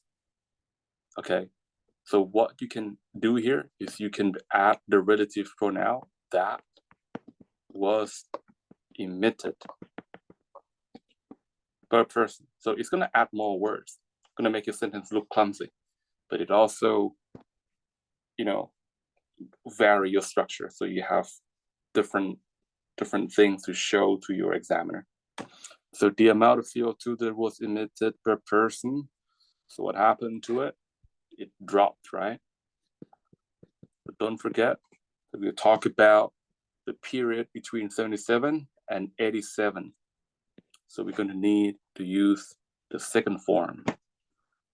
So the amount of CO2 emitted per person dropped. Now, how would you describe its characteristics? Let's look at the slope one more time. So it's a negative slope, but it seems to have a higher magnitude compared to the change in the CO2 emitted per person in Italy. So we're going to say it drops a lot, but a lot is not really a formal term. It's not really academic to use here. Let's look for some academic word to use. So we talk about high degree. We could use dramatically, considerably, sharply, significantly, substantially, wildly, exponentially. Don't use exponentially. This, okay, avoid using the word exponentially for now. Okay. Let's just stick to dramatically, considerably, and significantly.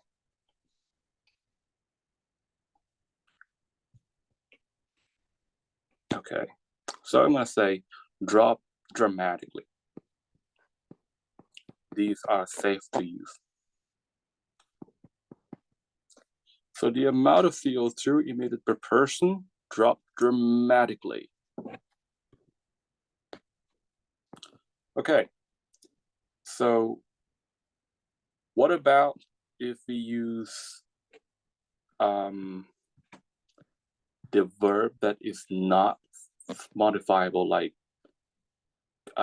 tumble, okay?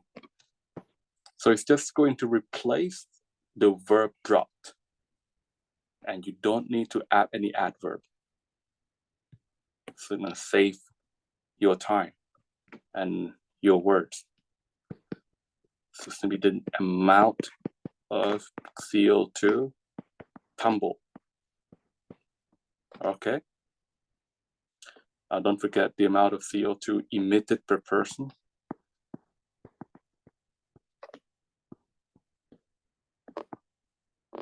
Tumble. That's it. Done. Okay. What about if we use now? Okay, so we have a decrease and a slump. Okay. So we follow the same strategy. Every time we use now, we're gonna pair it with there and be. So for example, there was a drop, okay? And if you want to describe the degree of gradient, the slope, okay, you can use significant or dramatic. Just don't add ly at the end. So a dramatic. Why are we not adding ly at the end? Because this is not a verb anymore, okay? It might sound like one, but it's not. So now, verb is here. Okay, so that was a dramatic drop. Now we need to add some complement. There was a dramatic drop in what? In the amount of CO2 emitted per person. Okay, done. And if you want to use word like plunge, you can just get rid of dramatic. But what if you add dramatic? Would it cause you to lose marks? Not really. It's just redundant. It's kind of like saying, in my opinion, I think, that's redundant. because in my opinion, I think they mean the same thing. Okay, so far we have developed our good understanding of how to use all these terms to describe change in figure. What about the figures that don't change? Okay, so when we see a line parallel to the x-axis, okay, so that means times change, but the value doesn't. So we have a lot of words we could use. We have remain stable, level off, blah, blah, blah. So let's see if we have anything that remains stable in our graph. It turns out that yes, we do.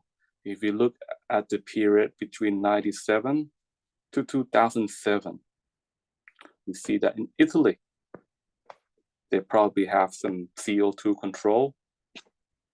So the amount of CO2 just doesn't change, but it remains at the highest level. So it probably cannot go any higher than that. That's why it doesn't change. Okay. So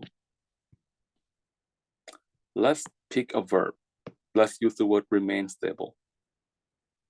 So remain stable, you probably wonder why we don't use remain stably, because remain is not really a VI or VT, it's what we call a linking verb. And its job is to connect an adjective to modify the subject of the sentence.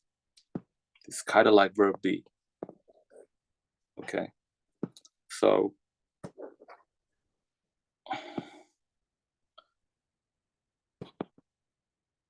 the, again, amount of carbon dioxide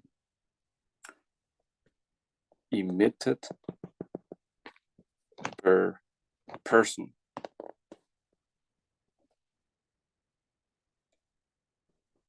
in Italy. Okay, it doesn't change, right? So it remain, but don't forget the second form, okay? Because in the past, remain stable. But you can also use synonyms of stable if you can think of any. I can't think of any, so I'll just stick to stable. The amount of CO2 emitted per person in Italy remains stable. And you probably want to indicate the period when that quantity was stable. So that's between 19 what? I think it was 1997, okay? Between 1997 and 2007. Right. So that's a 10 years period. Okay. Now, let's have a look at this last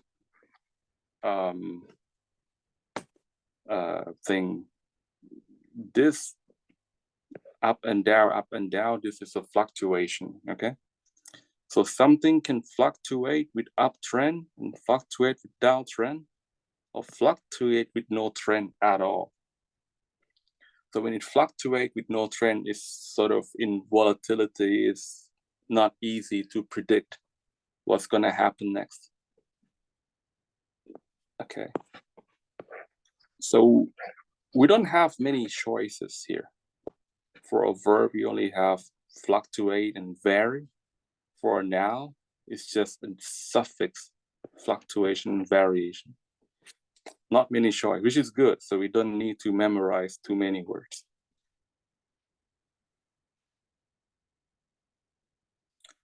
Okay, so do we have any fluctuation here? We don't really have any fluctuation, but maybe Sweden, okay? So it went up during the first 10 years and went down. So this kind of fluctuate, okay? So I can say Sweden. Now let's try something for a change. Okay, let's just use country as our subject. So our sentences are less boring.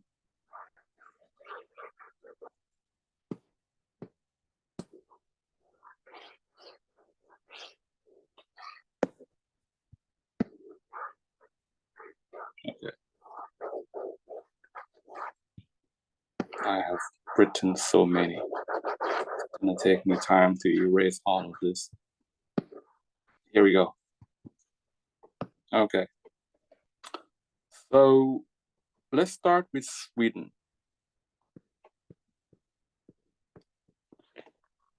So what do we say here? Sweden is subject. Can we say Sweden fluctuate? Well, if you talk to me, if you write to me, I will understand what you mean by that. I won't cut you marks because I know that it's not the country that fluctuates, it's something else. But if you write to them, they could cut your marks because Sweden cannot fluctuate. It's a country. So what you need here is to, you could use words like show, Sweden show, or Sweden experience.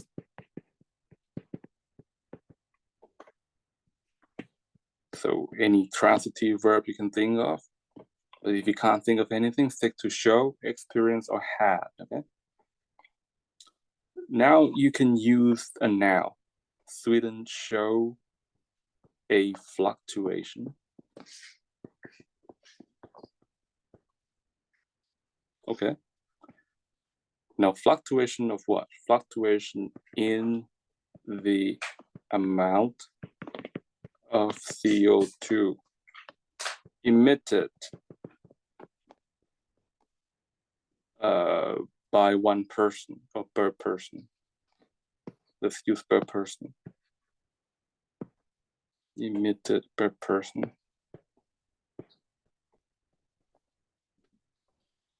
Sweden show a fluctuation in the amount of CO2 emitted per person. Yes, and that happens during the first 10 years. During the first 10 years. That's it. Okay. Now, let us make this sentence a little more complex. So far we only talk about one aspect of the change, and that is the change itself, and also the degree in which the change was happening, okay? So we know, well, we talk about movement, we talk about characteristics,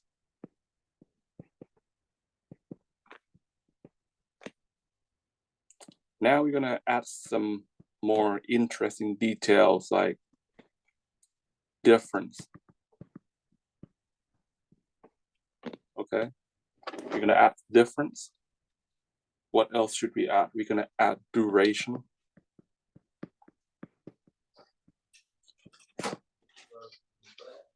We're going to add initial, final. And we're going to add start and stop. Okay, so far we know that movement could be described using either a verb or a noun. We know about that. Characteristics, we can either use an adverb or an adjective. So adverb for verb, adjective for noun. Okay, now let's talk about some difference.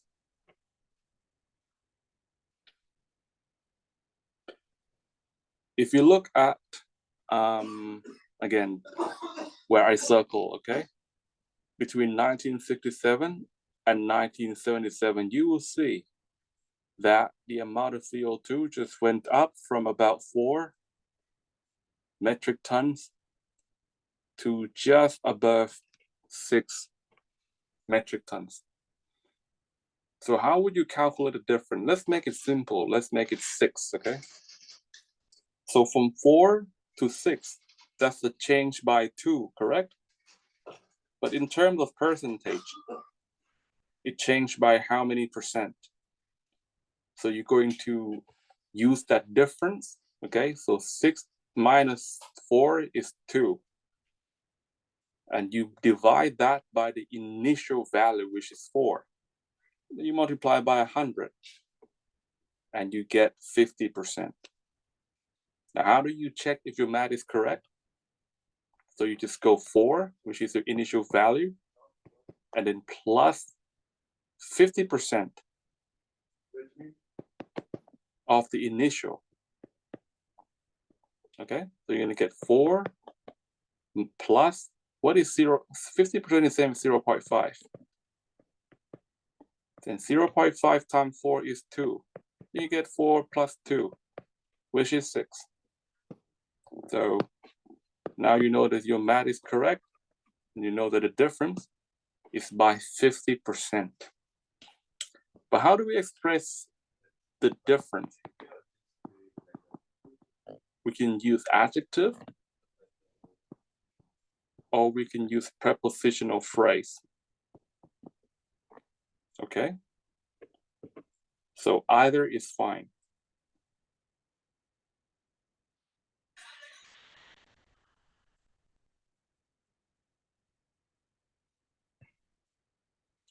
Next is duration. So how long does it take for the number to climb from 4 metric tons to 6 metric tons? It takes 10 years, because the difference between 1977 and 1967 is 10. But how do we express duration? Again, we can either use ADJ, or we can use prepositional phrase. Either or, again. What about initial and final? So initial and final is a little tricky, because we are limited to only one option, and that is to use the prepositional phrase. Okay. Start, stop, also prepositional phrase. Okay, so let's do one at a time. Okay, so I just want you to describe the movement. Okay, where I circle, right? You can see that, right? See my red circle. So I want you to describe the movement and also the difference and also duration. Okay? So I want you to add 3 things to the sentence: the movement, difference, and duration. Okay, so let's see what you can do. Now I'm gonna look at the chat to see if anyone sent me anything. So no one sent me anything as I expected. Okay, so you can just do this exercise, and if you guys are interested, you can just share your thought with me. Send me something and I'll look at it. Okay, I'll see you in 3 minutes.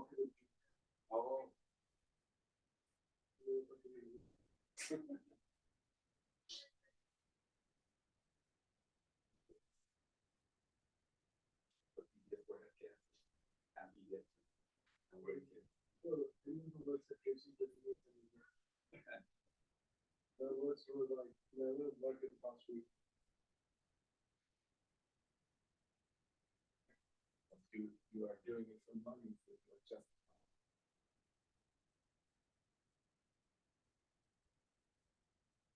so my girlfriend is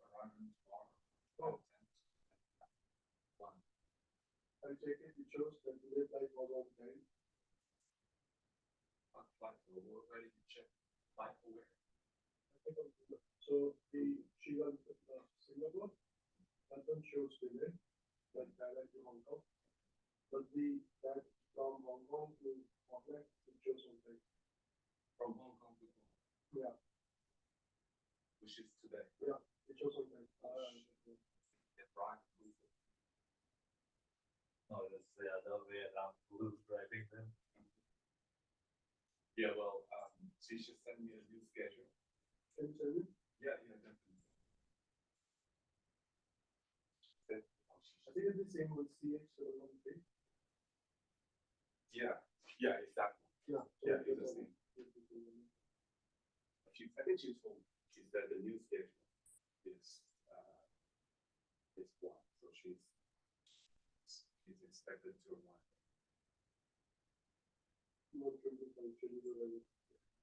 So you work tomorrow? Same time? Well, I think Okay, so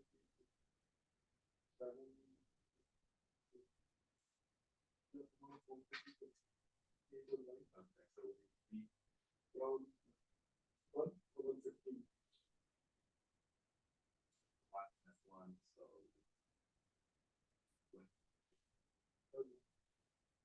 I always drop something, never pick up. you never pick up. Yeah, How long? How long does it take for you to get there? it depends on the traffic.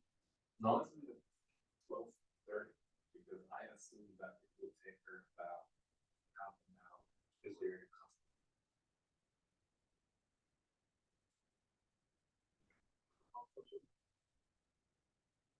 Half past one.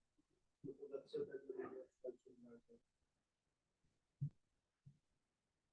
so you're talking about 1:30 is when she's landing. No, 1:25. So leave around it shows 1:55. either is once she's on the plane, right? So okay, we can leave that one. We already say my contract is possibly getting.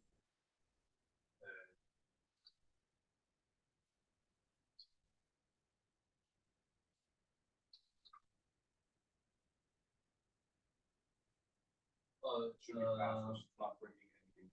just look using a light radar. Yeah, it should give you live location.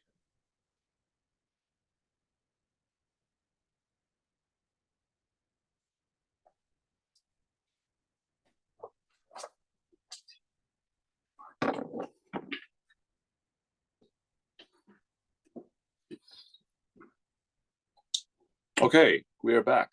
Only 19 more minutes to go.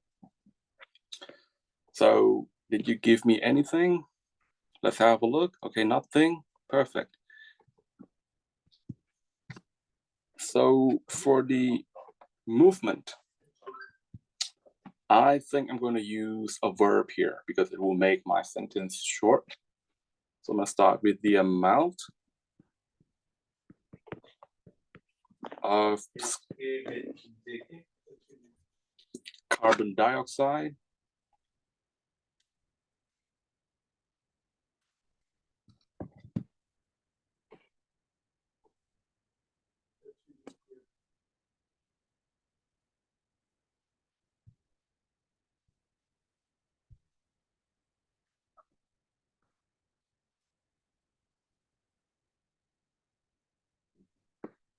Okay. So the amount of CO2, what happened? It's increased. But we don't care about characteristics, okay? We care about difference. So it increased from 4 to 6, that's by 50%. Right. And the duration is just 10 years. So we can say over the period of 10 years. Right. All good? Anyway, let's try using a noun, okay?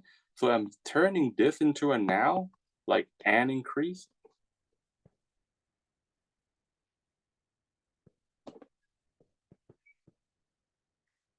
So we can say there was an increase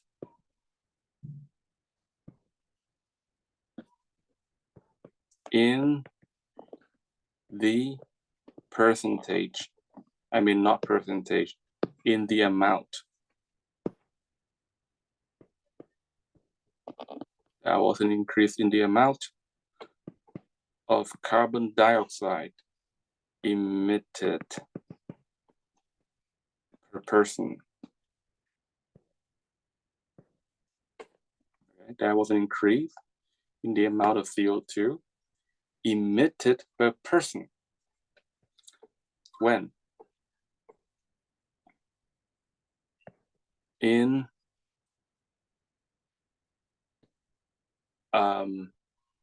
no, we need duration. So over the period.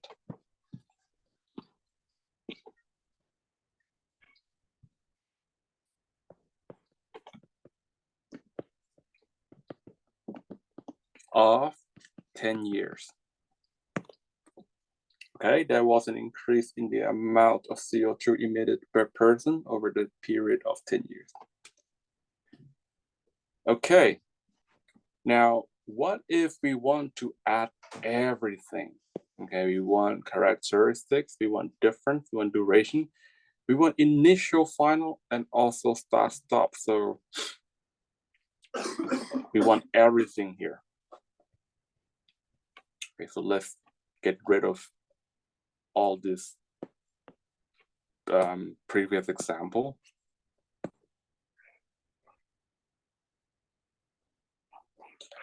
Okay, so by using a verb, we could say the amount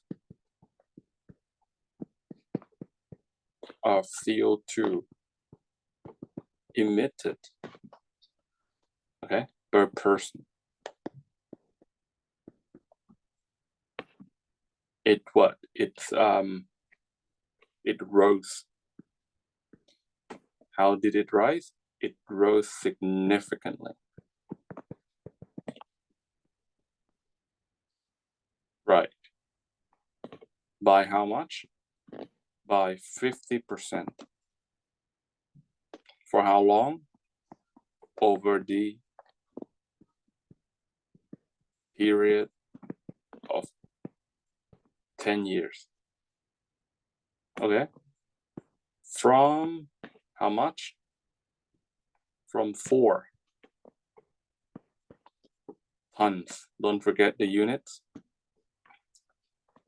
Now, the trick here is we can pair this together and these together. All right, so initial and start, they comes together.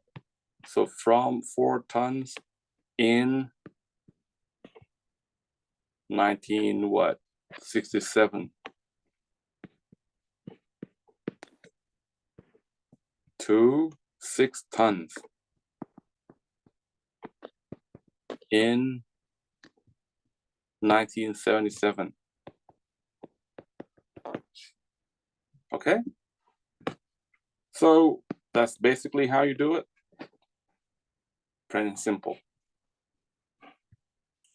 All right. So I think we can move on. Okay, we're good with the trend language now. Let's move on to some comparison. Okay. So when we talk about comparison, we talk about sign like more than, less than, or equal. We can't be using all these signs when we are writing, so we need to use words instead. So you guys probably know that previously in English 2, we talk about comparative adjective, and that is all about adding adverbs like more to any adjective that you want to turn into a comparative version. Like if a person A has an IQ of maybe 120 and person B has an IQ of 80. So this IQ level indicates that person A is what? More smart, right? She is more smart. But sometimes you can sort of use the compact version of adverb adjective. So instead of using more smart, you can just use smarter. Okay. So more smart is smarter. Right. So we are now going to be using that to make comparisons.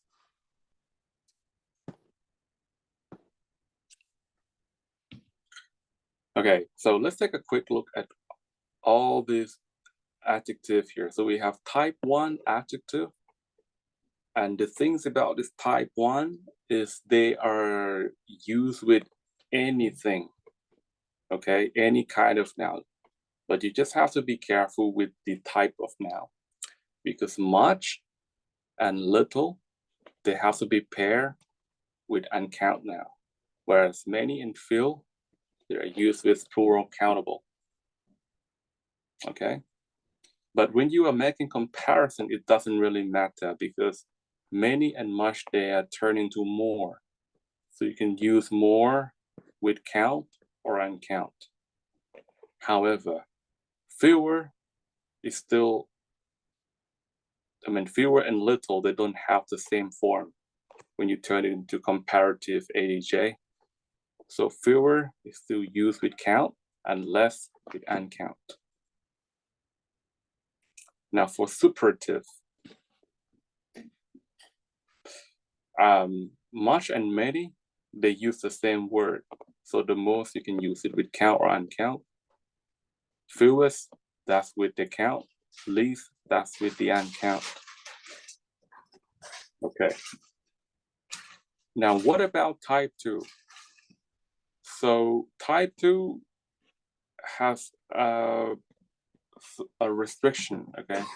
So you want to use type 2 only with words like this: number, figure, percentage, proportion, spending, okay, to avoid misinterpretation. For example, you don't want to say students are high, all right, because that could lead to a misinterpretation. You don't want to say students are high, okay, but you can say many students, all right? So if you want to use high or large or small or great, use it with words like this: number, percentage, amount. Okay, we good? Now, if you want to modify all this to turn that into comparative, you add ER to the end. So you don't say more large or more small, more higher, you just say higher, greater, lower, longer, so on. So comparative form are used when you compare two quantity. So one could be less than the other, could be bigger or greater than the other. But when you use superative, you need to have at least 3 quantity, okay? 3 quantity. So if I have $10 and you have $20, you don't say you have the most money, you say you have more money than I do. But if I have $10, you have $20 and your friends has $5, now you can say you have the most money. Okay. So we are going to do some simple comparisons for this bar chart here. So first of all, let's describe students in class A. Okay. So how many students are there in class A? So you wanna, it's obvious, right? It's 20. So we can say there are 20 students in class A. Now, before we make comparison, let's just let's just describe students, the number of students. I mean, let us just give our opinions about 20 students. Now, to someone, 20 might seem like a lot. Okay, so if 20 seems like a big number to you, you can say there are many students. Because this is subjective, right? But if 20 seems like a small number to you, you can say a few. Okay, so there are many students or there are a few students in class A. So either many or a few, they're okay because there's no rule to decide whether to use many or a few. It's really subjective, okay? But if you start making comparison, okay, so in class A, there are 20, class B, there are what, 10? Okay, now you cannot say class B has more students because that's not true. Now in this case here, you want to go back to your original sentence. There are many students in class A, and you want to change from many to more. But you don't need to change its position. It can stay where it is because it's still an adjective. Okay, so there are more students in class A. Then, in fact, then is a coordinator, it's a conjunction. So we're connecting two sentences together, but we can leave out words that have already been used. Or in other words, if your second sentence is going to repeat any of the words, those words can be left out. So there are more students in class A than class B. That's it. There are more students in class A than class B. What if you say there are students in class A more than class B? It makes a perfect sense, but you are using more as an adverb now, not as an adjective. So is it a grammatical error? Yes and no, okay? It is not a grammatical error because you have a verb in the sentence, and that adverb could be thought of modifying that verb, but somebody might be thinking that this is an ungrammatical sentence because verb be. It doesn't have a meaning. It cannot be modified by an adverb. So let's not put more in front of than, okay? If we're using it as an adjective, don't do that. Okay. Now, what if you want to highlight this big difference, right? Between 20 and 10. It's not just small difference, it's a big difference. So how do we highlight that? If you look at the next page, we have something called intensifier. So intensifier of adverbs like much, considerably, significantly, a great deal, and far. So you can put all of this, I mean, not all of them, put any one of them in front of the comparative adjective, just to highlight that big difference. So I can now say there are considerably more students in class A than class B, okay? All right, we good? So before we move on, let's go back to our previous example. But now we're going to use a different set of adjectives, okay? We're going to be using type 2. So what if I want to use words like large? How do I do that? Can I say large students? If I say large student, it has a meaning, but it has nothing to do with number. It probably has to do with the weight of the students. Okay, so we want to pair this word with number. So the number is large. But what number are we talking about? We're talking about the number of students in class A. So the number of STU, stand for student. Let's just make it full, okay? The number of students in class A is large. That's it. But if you're making a comparison, you can just add the suffix ER, is larger. The number of students in class A is larger. Okay? Than the number of students in class B.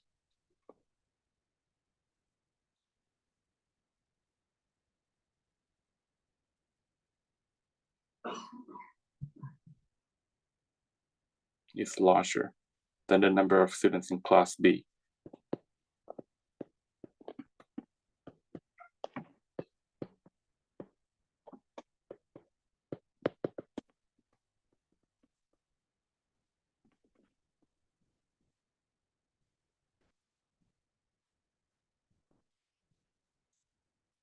All right. So that is it for tonight. I mean, for today in your time. Do you guys have any questions?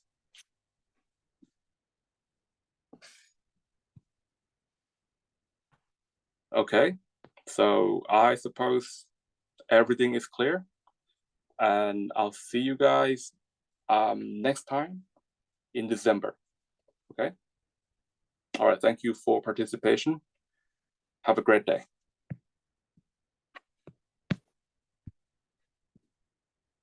Stop the sharing.